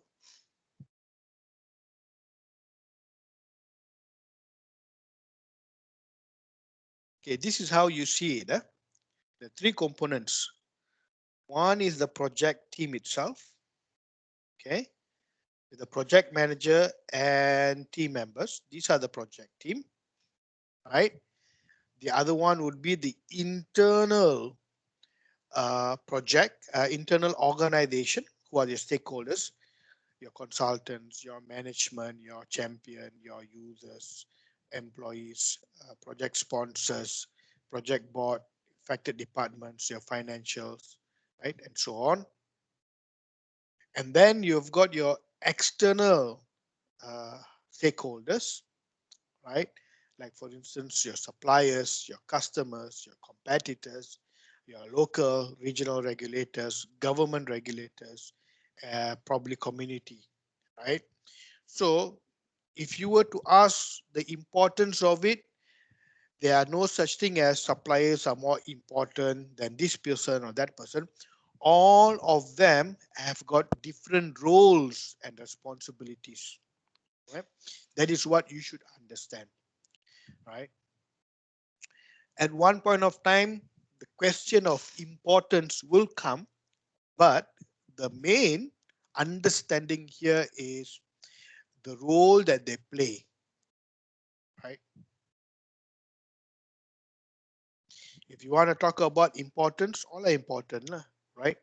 Without your suppliers, you may not get your things on time in order for you to complete your project. Your competitors have got a say because what they do also influences you, and what you do also influences them. Okay, in one case, right, that I can uh, uh, think of would be, you talk about cigarette companies. Yes, um, BAT and British American Tobacco, JTI are competitors. They all carry different brands, but they all come together when the issue of cigarette prices were raised. They all came together when the counterfeit cigarettes were rampant in the market, and the bootleg cigarettes that were smuggled in, right? They all had a study done. They all paid for I think, for a study to be done on how the bootleg cigarette in this country is affecting the income, the tax that the government earns from the cigarettes that they sell. So your competitors can also be your partners sometimes. But in most cases, your competitors would also play an important role because your product may have some features that your competitors are trying to introduce, or likewise, right? So it's very important to understand what your competitors are doing. Your local and regional regulators, right? Um, your local and regional regulators, who would be your local and regional regulators. If you are doing international um, um, imports, exports, your product must meet the local compliance, right? Now, the recent issue of the meat that we had, halal or not halal, right? Um, that has to meet a local compliance. That means the local body need to ensure that your meat is halal for local consumption. So they'll have a say in what you do. Yeah. And then government regulators are also important because they would need to know how to regulate a certain product. Like many things that happened the last couple of years were, again, something to do with nicotine. Was vaping. Was vaping considered an act of a nicotine? Do they fall under the cigarette category? How to charge tax for it? You see, it was so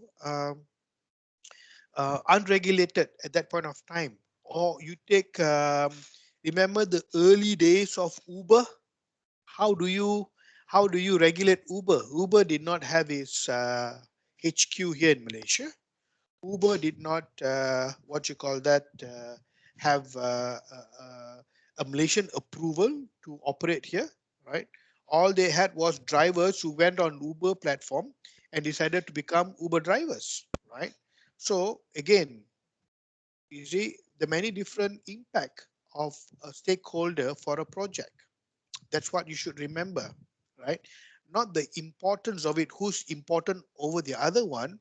The key takeaway that you should understand is what roles do they play in your project? That is the key part here. Yeah, that's the key message I'm trying to say. What does your stakeholders, what are their roles in the project? Okay. The importance part will come. The importance part will come, but at a later, we'll go through that slides later on. Yeah. Because all of them that you must remember, is they have influence on the project. What do they have? They have influence over the project. They have a bit of responsibility on the project. In other words, suppliers can influence your project.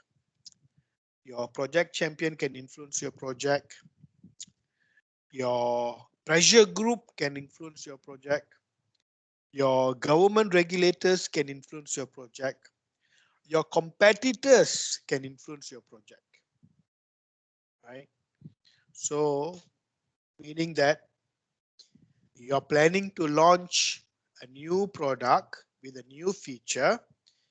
All of a sudden, your competitor launches one before you did. You plan to launch 3 months down the road, your competitor launches today. Gone, right? So that's the influence I'm talking about. Yeah? Follow? Any questions? The keyword that you can take away is how they influence and the role that they play.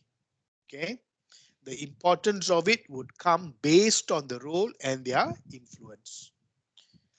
Right? Moving on next. If there are no questions. Okay. Understand your stakeholders, their needs, level of power and interest stakeholders may have in the project. Okay. Everybody have got different rules and needs, right? Okay. A classic example would be, okay, stakeholder need. Let's go back. Just going to go back one time, show you what this means. Your stakeholder and their needs.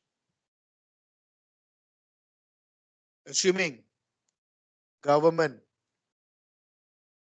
your government regulators. This is related to government rules, regulation, policies. What is their need? Their need is that you comply. Compliance is their need. What they need from you is compliance. Right? You understand? Assuming your suppliers, they supply you with raw materials. What they need? They need payment on time. So that's what they need, right? So that's what they are trying to say here. Understand your stakeholders and their needs. Okay, it's also important to consider level of power inter stakeholders may have in your project. This is where the word influence comes in, right? Influence mean how strongly can they influence you in their project, right? And then you have these two, then it sort of helps you to understand how you can do a plan which will include all the stakeholders and be able to use them for your benefits. Yeah. Now, next. Okay.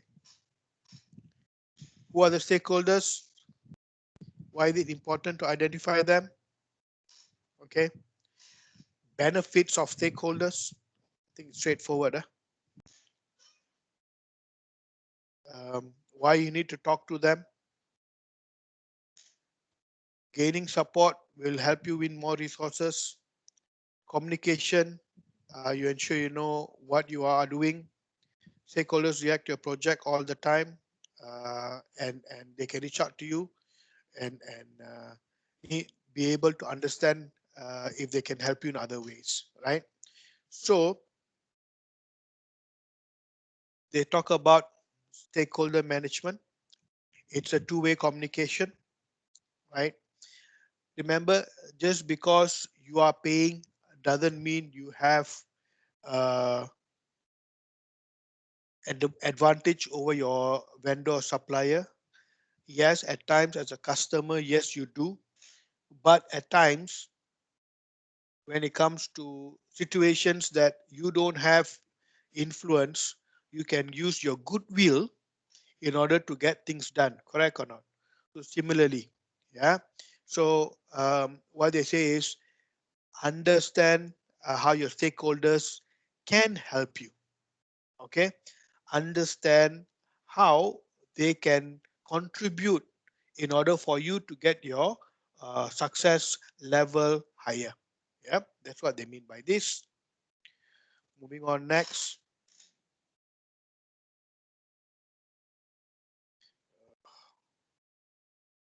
Okay.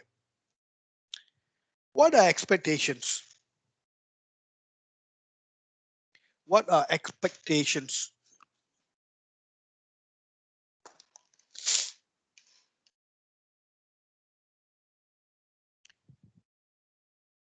Can anyone share what are expectations?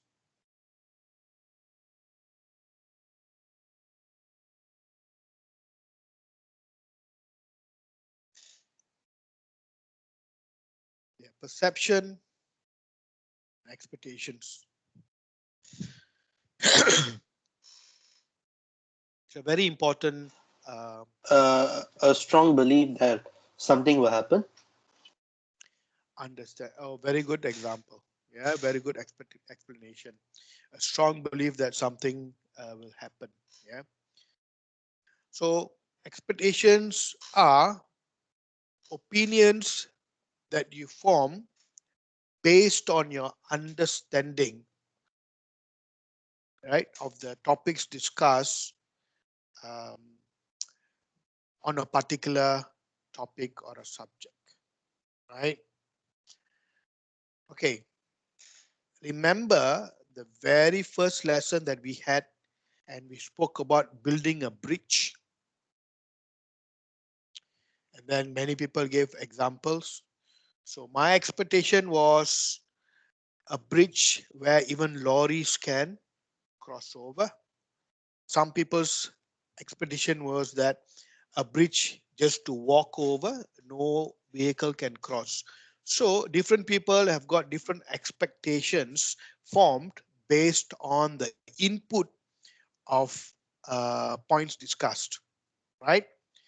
My expectation is definitely could be different than yours, and that would create uncertainty. That will create what we call as not meeting, not having the general consensus. You'll go in the next couple of slides. You'll see what are expectations. Okay.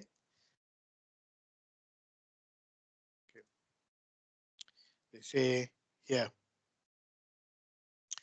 different people provide different parts of the answer. Will pay for the projects, benefit, knowledge workers. Different people will have different ideas, different understanding, different. So it's like a puzzle, right? Many people would understand. Many people would give answers based on their understanding, like this one. Yeah, look at this carefully. This is what expectation is all about. You say how the customer explained. This is the customer's expectation.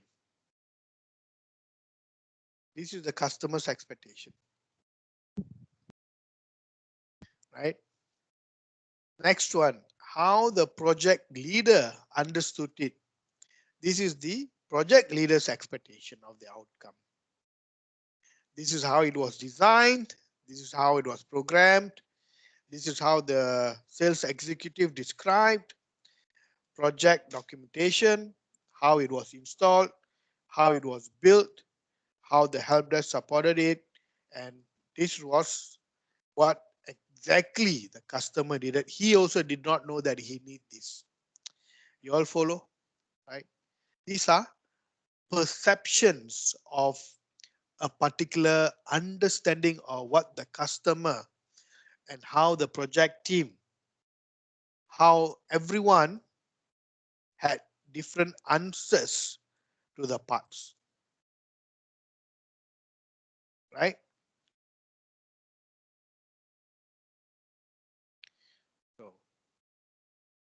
This is in real life is very true most of the time. Yeah. Okay. Stakeholder analysis. Okay.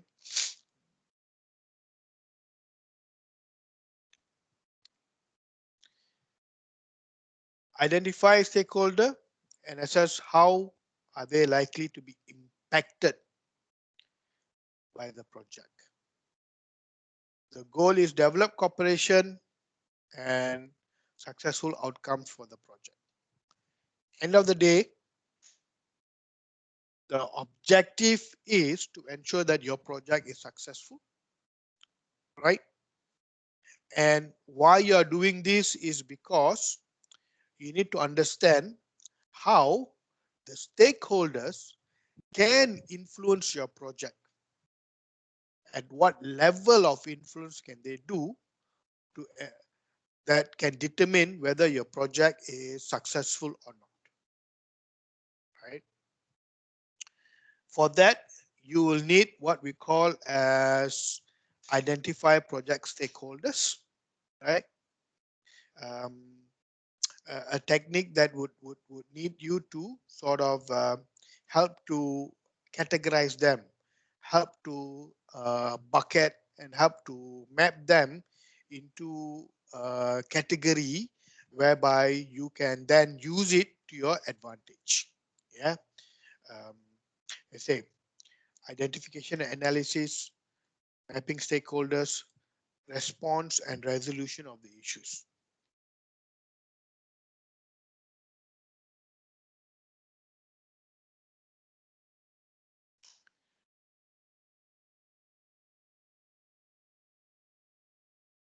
Here it says, okay, mapping them in relation to likely impact on the project. So you have identified your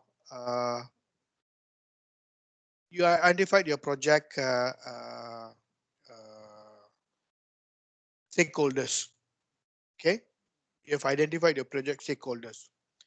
What are things that you need to know? Likely to support, oppose, means available to them to do so, predictability of their behavior and expected level of interest subjects. Okay, all these three you can use sort of what we call as a matrix um, to identify. Okay, let me just go here. You know what I'm talking about. Okay, just have a look at this.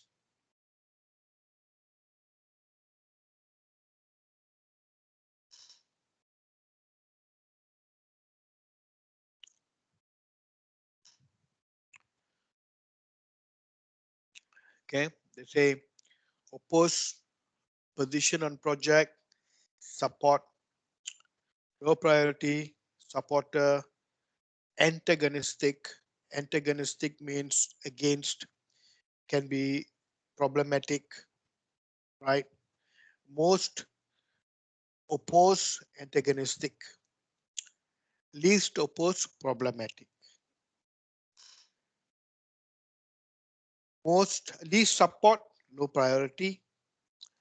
Most support are your supporters.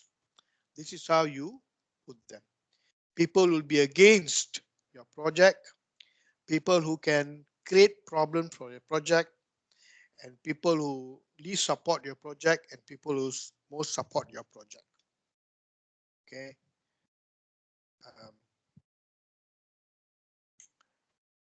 Position and importance, right?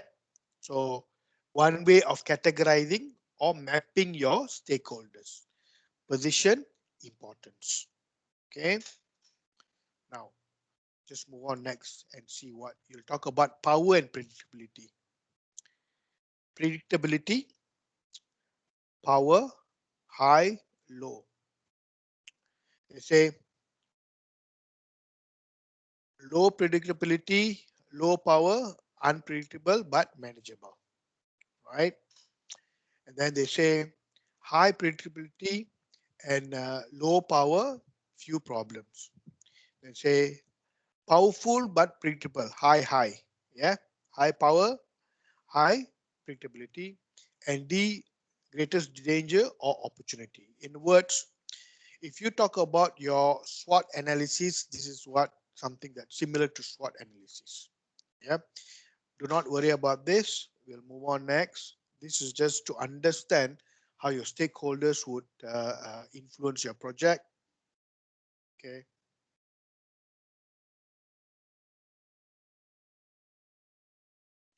Stakeholder power interest grid. Okay.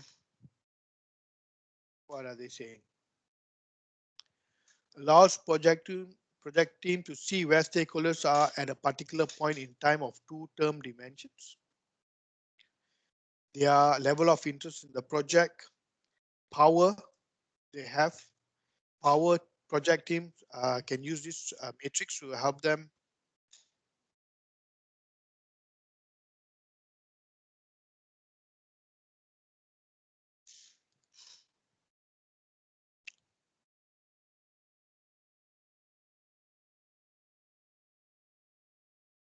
Okay.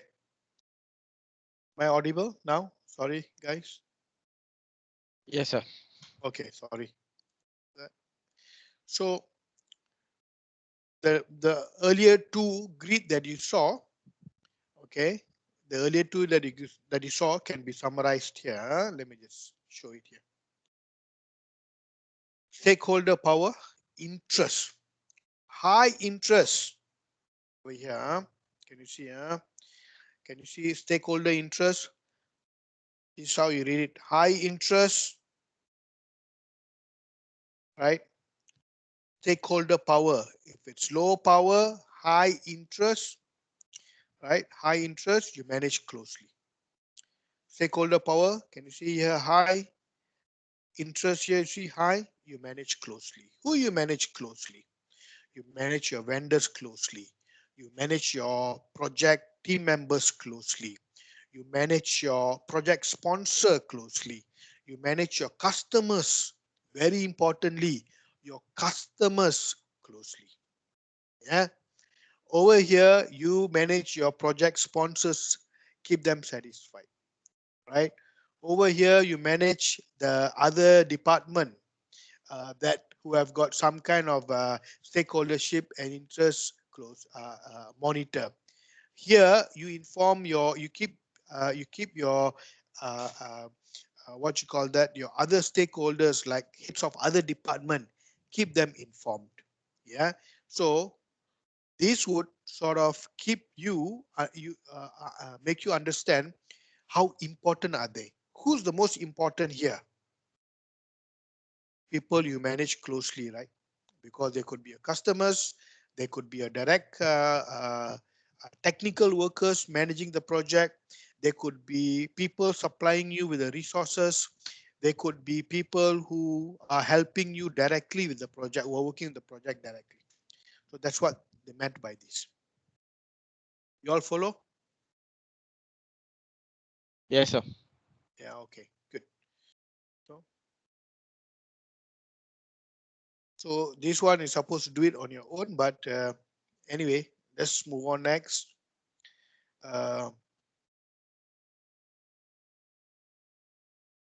Project manager.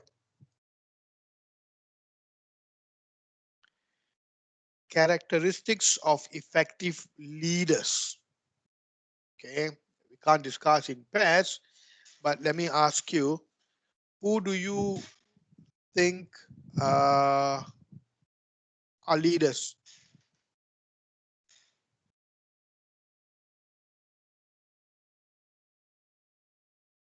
Any example of leaders that you can think of?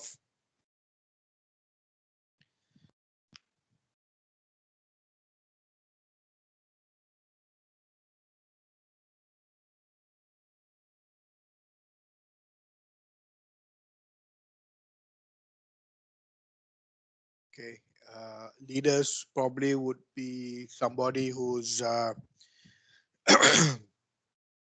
very has got qualities that can influence people, right?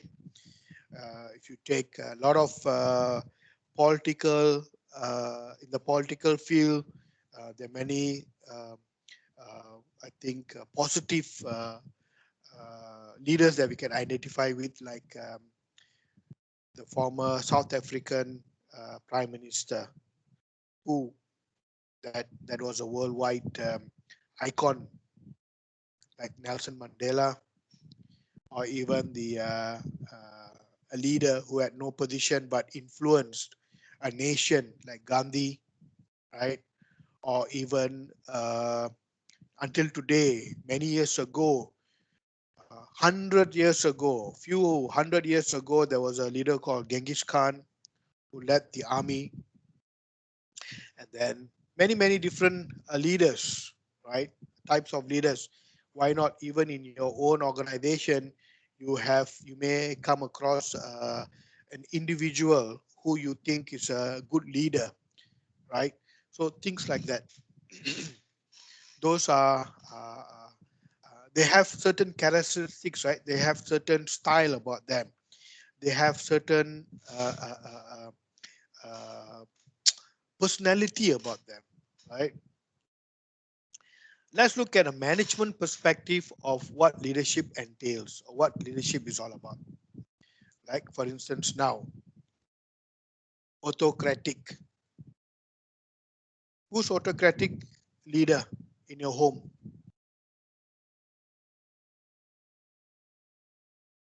Our parents. Yeah, because when we were young, if my mother say no means no lah, cannot argue anymore, right? If my father says cannot, right? So it's like very autocratic. It's my way or the highway. You cannot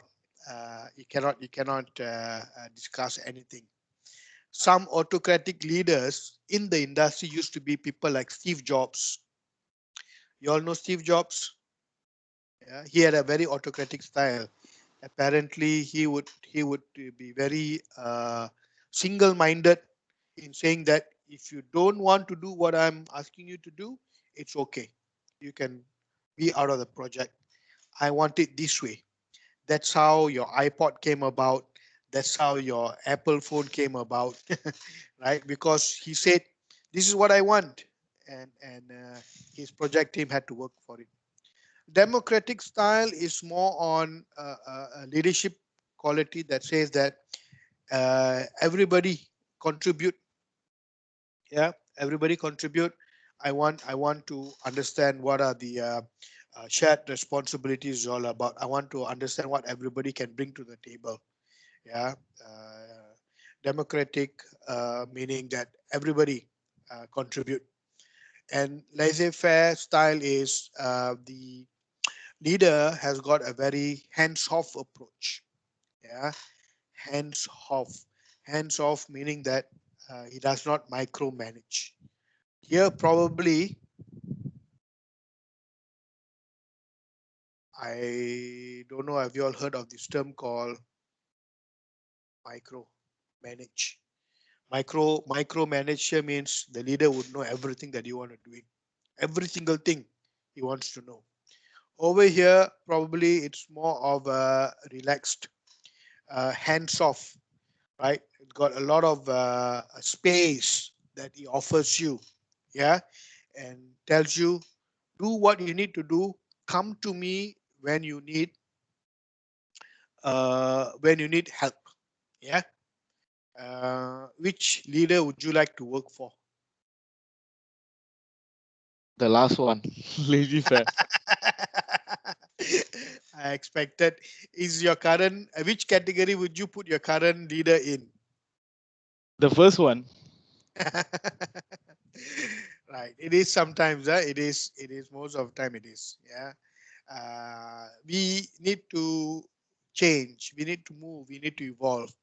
This will work in the 60s, yeah, maybe 70s, 80s, but now in millennial 2000, we are in 2000, what, 2021, yeah, 2021.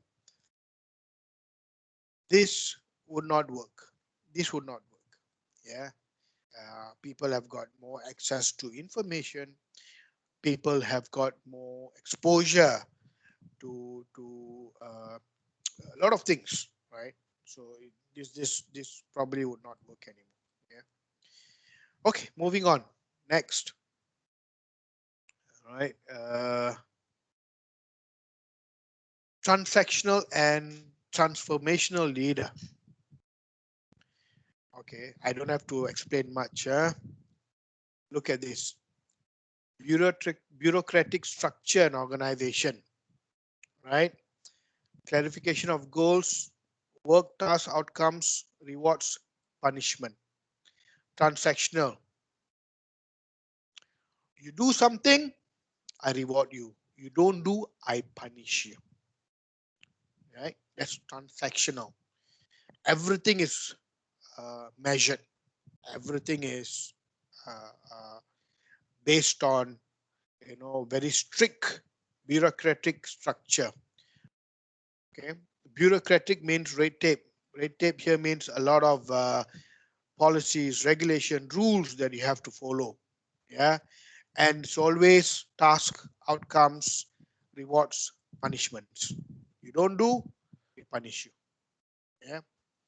Whereas transformational is based on more of giving the um, the team members or the employees the idea to grow, to make mistakes, to follow through a certain thing without discipline. That means I don't sit on you every day. What I do is I will sell you the idea. I sell the idea is, hey, today you are part of this project team. This project team, if it's successful, we would be one of the best team in the whole of the world with this new product. Our product is very unique. Yeah, it is ability to appeal higher ideals, value of followers, creating a feeling of justice, loyalty, and trust. All this, most of the time, happens in agencies like NGOs, like like uh, any agencies that you all can tell me, any NGOs that you all have worked with. Can you all give me an example of a NGO at a global level?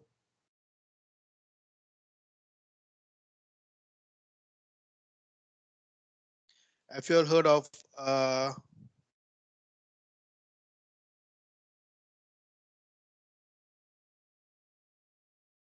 UNICEF? Have you all heard of WW what World F? Not the wrestling, huh? What do these people do? What do these people do?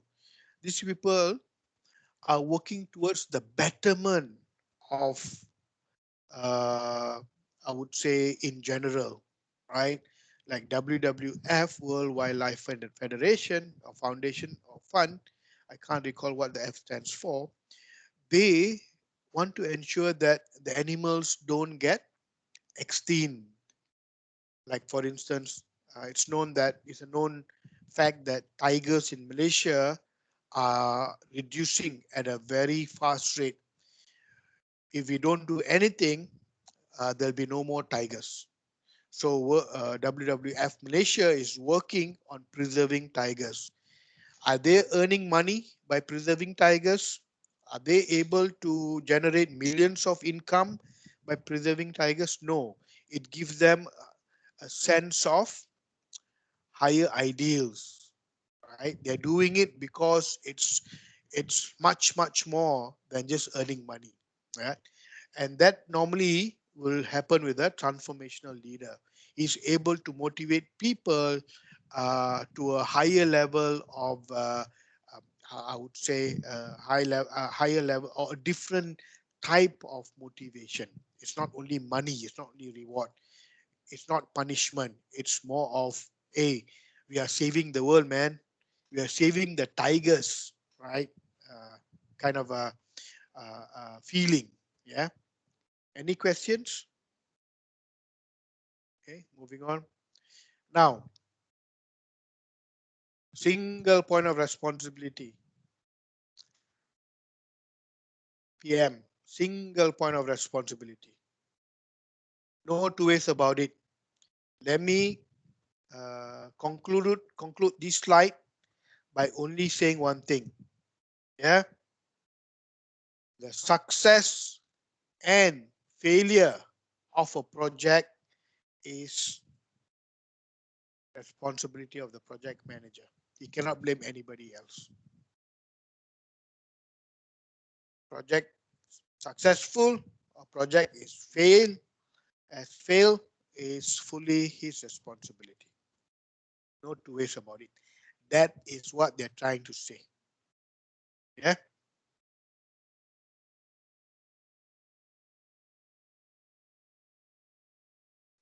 I mean, these are overall day-to-day activities.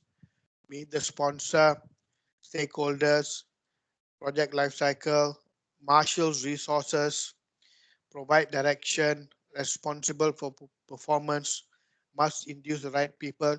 This is self-explanatory. Okay, marshals resources, meaning that, oh, today I need more people to work on a certain task. I will look at my project plan and I say, okay, I can spend more money on this. So I'm going to spend more money to get this done quicker, right? So the project manager has got the responsibility to dedicate or take money to do something, right?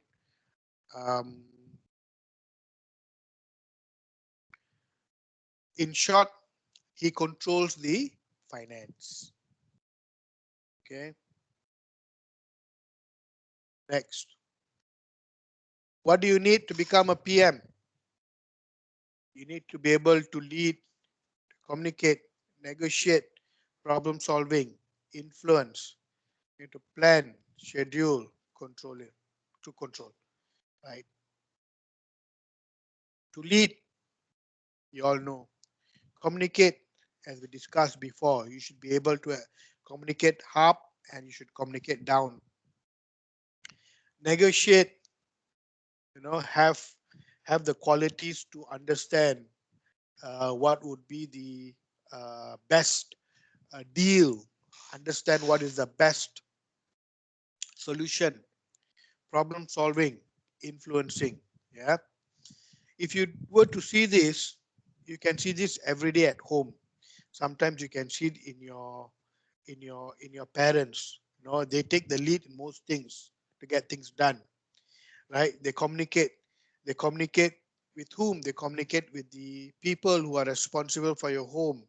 Like, for instance, they communicate with the stakeholders like your vendors, right? They negotiate. They also do problem solving, right? For you, they also influence the organization overall, right? So in short, the PM needs to be both the parents in managing a project. Okay, they say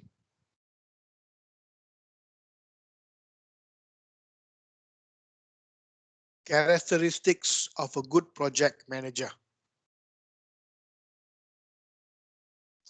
Anything that you all don't understand here?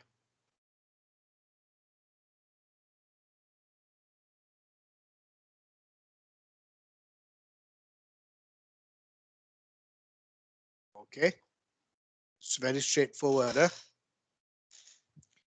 next one, I think, would be the last slide for us, would be many hats, strategies, coach, diplomat, influencer, integrator, negotiator. So as a project manager, the key takeaway here is, okay, the key takeaway here is the simple fact of you don't have to be the expert. You don't have to be the expert, but you can have little information on what needs to be done. Like for instance, a designer, right? You don't have to be a perfect designer, but you may have some form of experience in designing, which you can help to coach the designers. Conflict manager. What is a conflict manager? A conflict manager would be somebody who can settle issues between two parties, right? Coach, somebody who can motivate the teams. Diplomat, somebody who can understand and create relationship between two teams.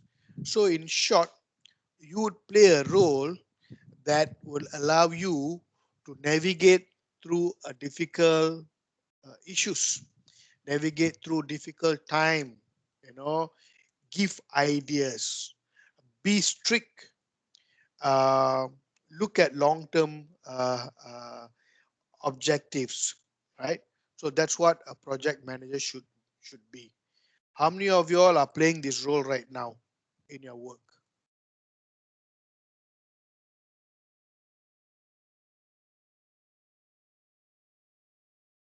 How many of you all are playing the role right now?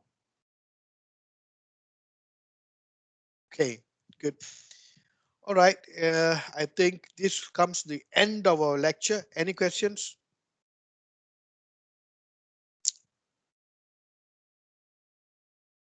Okay, any questions? No, sir. Okay, in that case, hang on. Let me just go back to the uh, uh, go back to the assignments, class materials. Pull out the assignments that you all have to do. We'll talk about the assignment now. Yeah.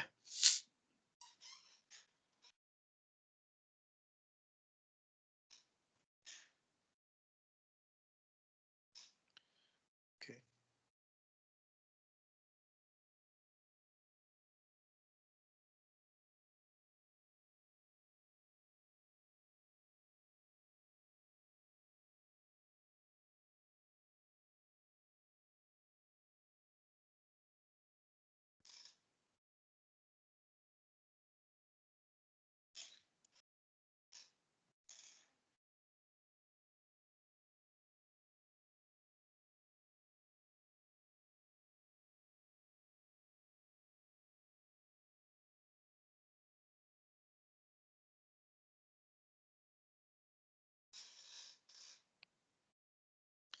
Okay. I just want to have a question asked. How many of y'all are able to get into groups uh, to come up with the project work?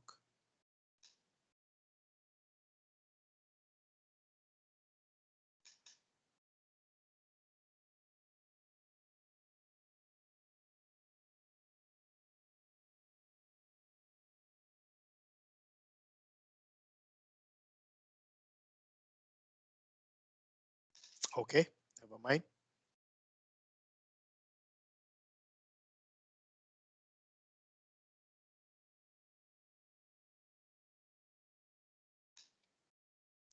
Pull out the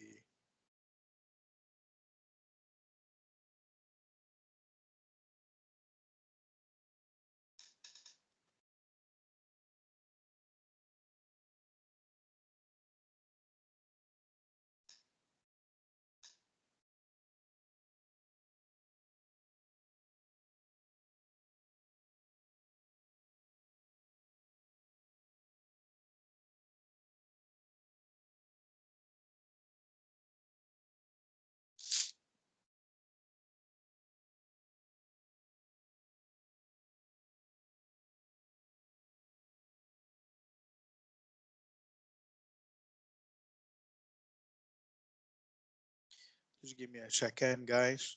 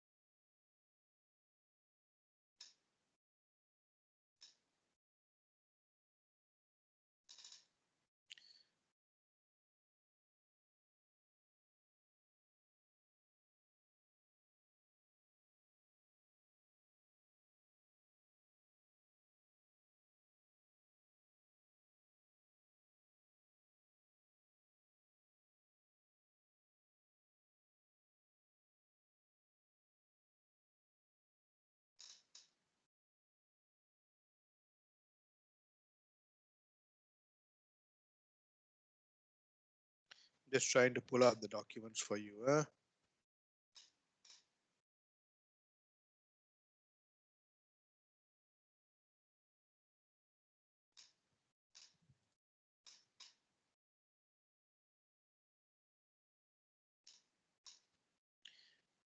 Okay, let me just stop.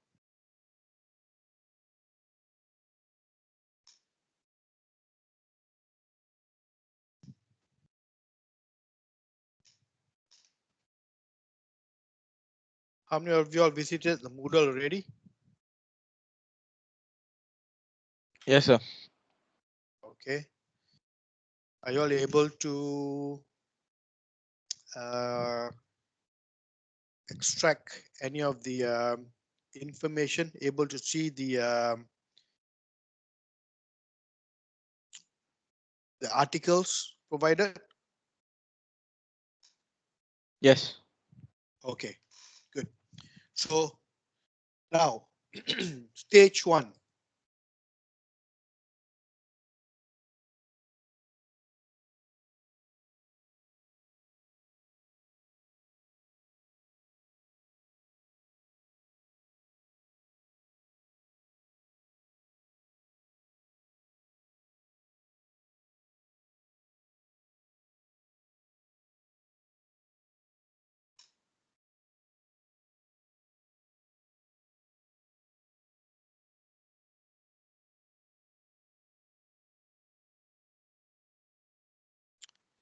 It's very slow.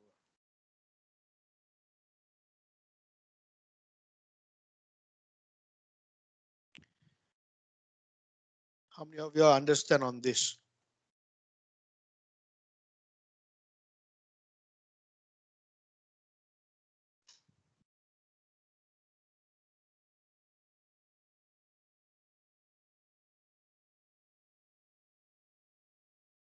In your review, you are required to critically analyze journal papers using the template provided for this assessment.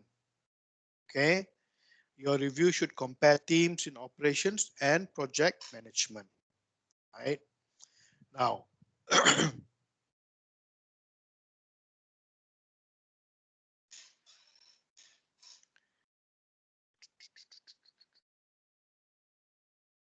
have you all seen basic, have you all seen a sample assignment already? No, we haven't. Okay. Ruba, the sample assignment available on the Yes, and it's available. It's in the file. it's in the file. Let me go there.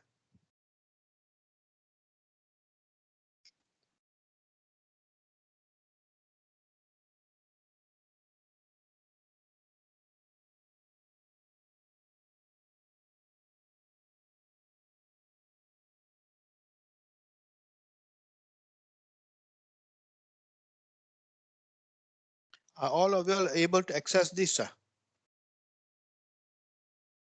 Under assessment. Pardon? Under assessment. Under sample assignments. Both of us can. Okay. In the range of 42, 55, 65, and 80.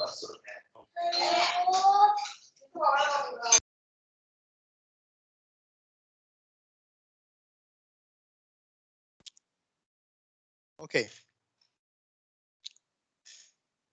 If you all are able to go into Moodle already, you all should be able to do this. Yeah.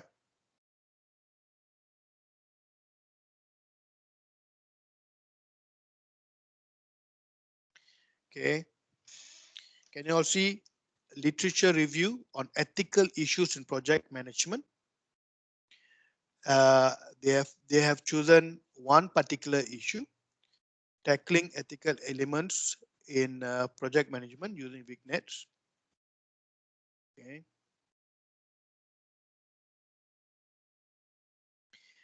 And you have a different topics here.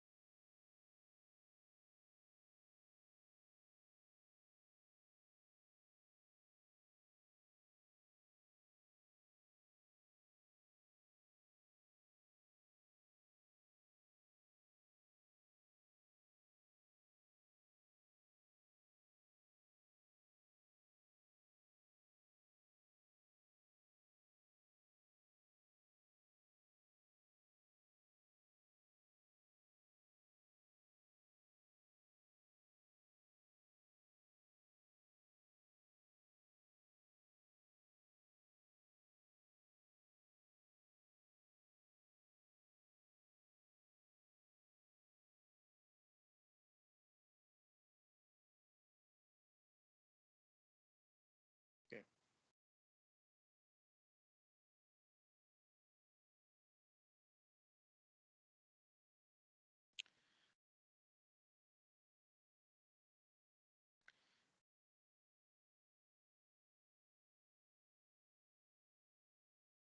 Not sure whether you all are able to see this, yeah, but you should be able to get into the Moodle, yeah, and review through one of these articles.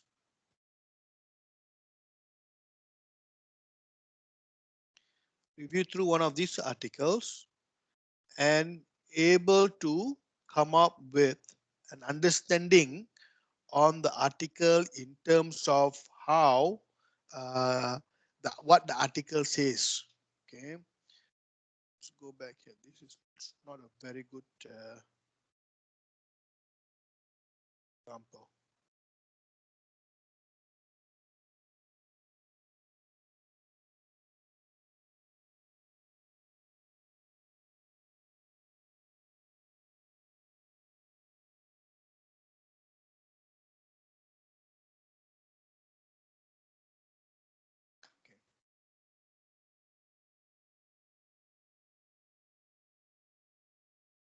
Okay.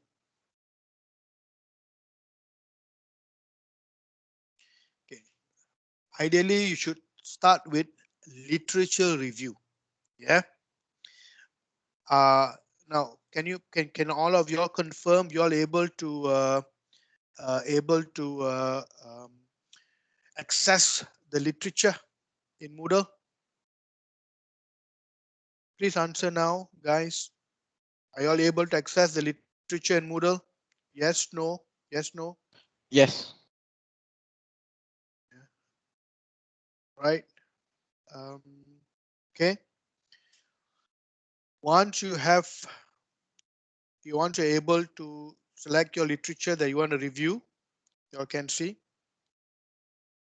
It says one literature that this person has chosen was leadership in project management. Okay.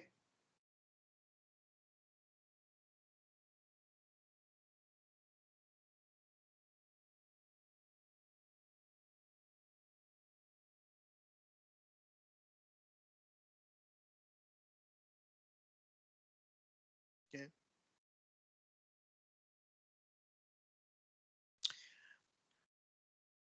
They spoke about the findings in leadership in project management summary, the gaps, the methods, right? And then again, another one is strategy and operation management summary. So all this would come to the first, what you call that, the first uh, part of your project. Okay, review through everything. Okay, review all the literature that you can. Choose choose one of it or two of it that you wanna sort of give your feedback on the findings, right? In terms of literature review. Ken?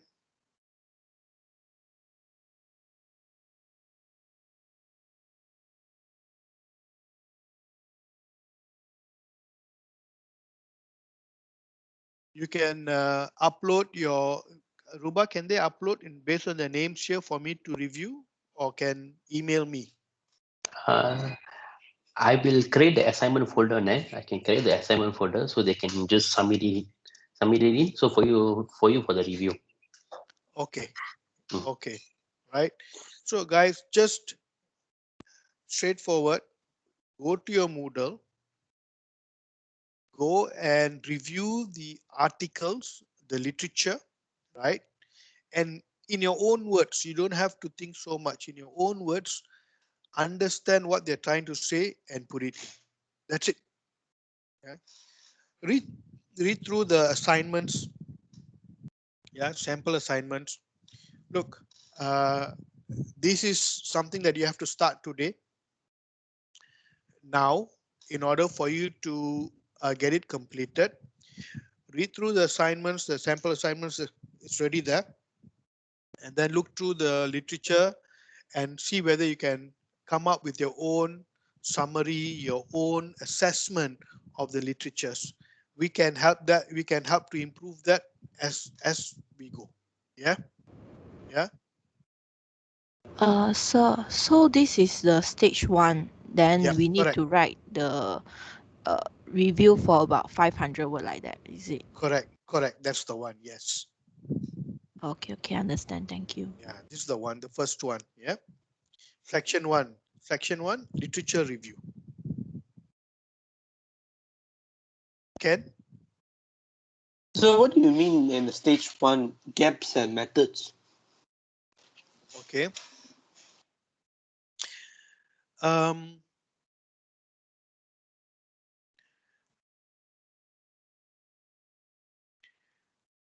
Once you read through the literature, right,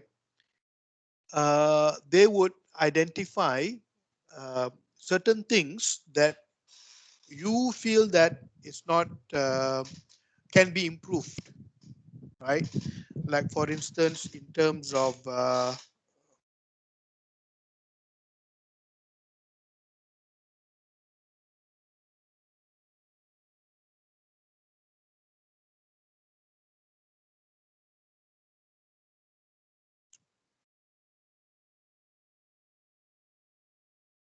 right. So in terms of probably a methodology that they use, right? Probably from a project stakeholder communication.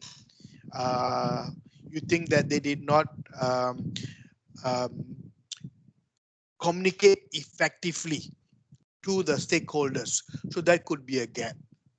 And what method could have they used? They could have used, like in this one, it calls out qualitative approach, right? Or they did not do a risk assessment properly. So how could they could have closed the gap in terms of risk. They could have used a risk matrix. So that's what they mean by gaps and methods, meaning that what did you find that you could improve in that literature based on the literature and how to improve it. Does that answer? So it only boils down once you have read the literature and able to understand what they're trying to say. Okay, sir. Yeah. So gap is once you read through the literature, you identify an area for improvement, and method is how you improve it.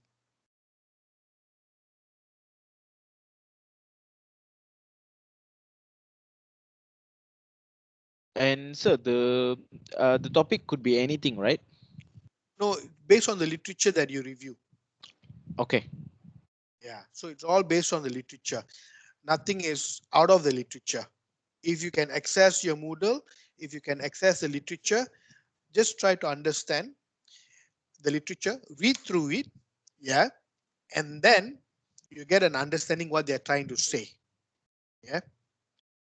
Give it an attempt first, and then what I'll do is I specifically would uh, set up some time individually for you to go through what you have done, yeah, on another day, so that we can do it, yeah, together individually. Yeah. So, sir, the assessment we need to just do the review, or we need to include the cover page and everything first, or just the review first? Just the review first. Just the review first. Yeah. Okay, then so when the deadline must I will. be hand. I will discuss with Ruba. Start working That, on it. sorry, the deadline I will come. I will be sending in the group by Thursday. I will discuss with Mr. Sudha and I will discuss with Mr. Shubha about the deadline for each assignment, and I will post in the group on Thursday. Okay, noted.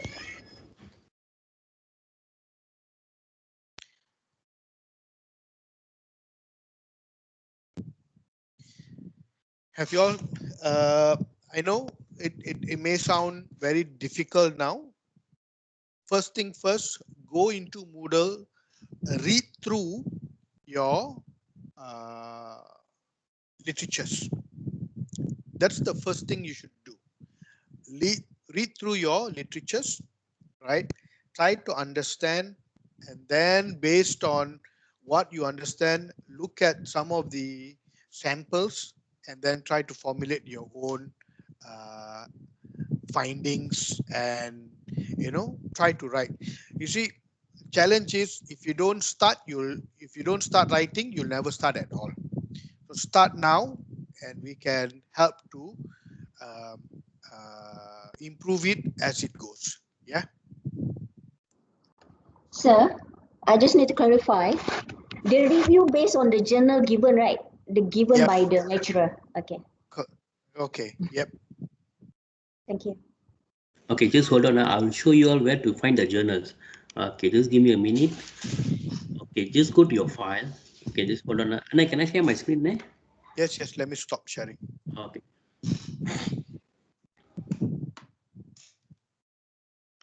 Okay. Okay, I will share my screen. Just hold on here. Okay, I will just share my screen. Can all of you share my? Can all of you see my screen? Yes. Hello. Can all of you see my screen? Yes, Okay, very yes. simple. Just go to your class material. Oh, yeah, Class I think I material, saw already. operation and project management. Can you see a academic journal guide? Academic journal guide, yes. Yeah.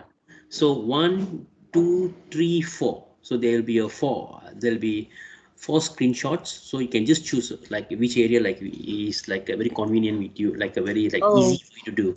So 4 all the choices. journals are in library. This is the code. Can you see this is the code? So Yes, I see. So this is the code. So once you log into York St. John library, just enter this code. You will find all the journals. So you just choose one and confirm with Mr. Sudha, and then you can start writing lah. So understand? All are we good? Okay. Yes, thank you, Mr. Ruban. Okay.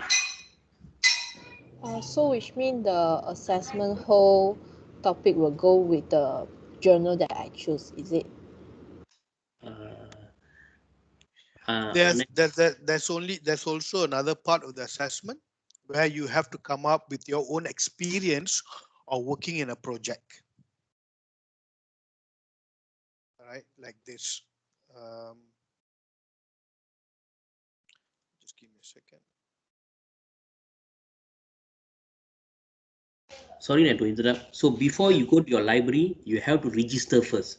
So I think I'm not sure all of you have registered your Moodle, your login or not. I hope by today, please register your York St. John's login, your eVersion, library, and Moodle. Please register, and then only you can access. If not, you can't. Okay, all of you understand? And please send me your York St. John email address. WhatsApp me your York St. John email address. Okay, thank you. Okay.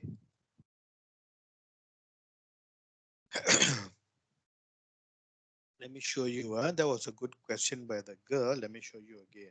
So there are 3 parts to the assignment, right? 3 parts to the assignment. Okay. The first part, whereby it's a literature review. Okay, the first part is the literature review. You all follow me? So Ruba just showed on how to go and get access to the literature that you want to review and understand what is the literature is all about.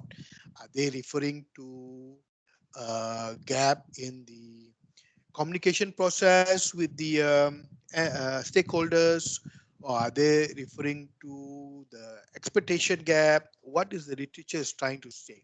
You have to review the literature and give it your own understanding of it. Now, the second part of it is this. Yeah, let me just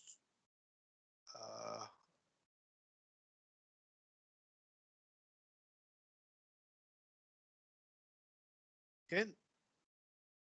The second part of it is project success and failure.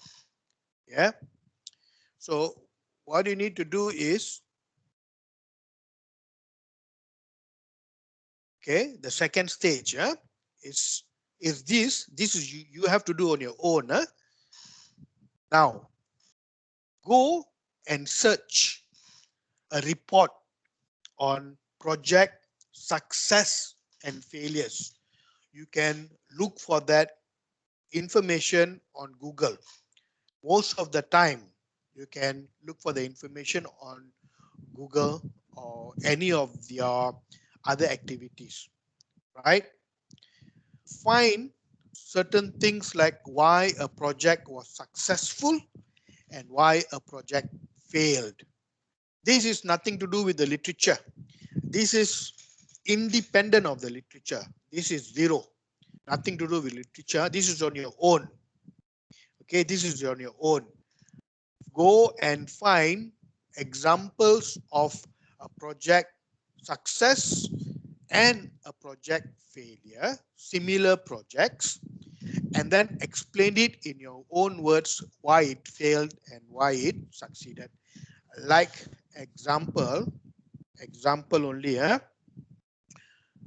Why did the COVID MCO project was success in New Zealand? Why it failed in India? Example only. Or you could talk about certain projects that was done in a different country, a similar project like a train railroad project. Why did it fail in a different country? Right? So this is based on your own research. That is stage 2. Nothing not related to your stage 1. You all follow? You all understand me? Yes, sir. Yeah. So stage 1 is 500 words closely related to the literature that you have chosen from the literature library. You know, any of the topic that you have chosen that you can comment, understand, and give it your own review. Yeah, that is stage 1. Stage 2, nothing to do with the literature. Stage 2 is your own independent research based on project success and failures around the world. Yeah, not necessarily Malaysia, around the world. You can comment, you can take a topic, you can take a project and tell them, hey, this project was successful here, but this project was not successful when done by this company. Why? Okay, that is stage 2. Now, last stage, stage 3. That's why I asked if you all are doing any project within your team. Your own experience of running a project with your group members, right? You can make this up lah. Even if you're not working on any project, make it up by saying why your particular project was your experience in running your own project. That is stage 3. Again, All the stage 1, stage 2, stage 3 do not have to be connected. You all follow? Yes, sir. Yeah, Yes, sir. understand, huh? So it's 3 different components to your assignment. Stage 1, based on your literature review. Stage 2, based on your own finding on project success and failures, based on news articles and reports from outside, externally. Stage 3 is your own self, your own review of your project that you worked in. Even if you did not work in a project, try to look for some things that are related to you so that you can put it as part of your own experience working in a project. Yeah? Ada faham, class? Yes, sir. Okay, excellent. Thank you. If there's nothing else, I'll talk to you all again. I will talk to Ruba, see whether we can set up 10 minutes of review of with you personally. That means I will set up individual time slots in order for you to come on and review your assignment with me. Okay? Okay, sir. Okay, Okay. sir. All right. Thank you. If not, have a good weekend and I'll talk to you all soon. Take care, folks. Bye-bye. Thank you, sir. Take care. Bye bye. Okay, thank you, Ne.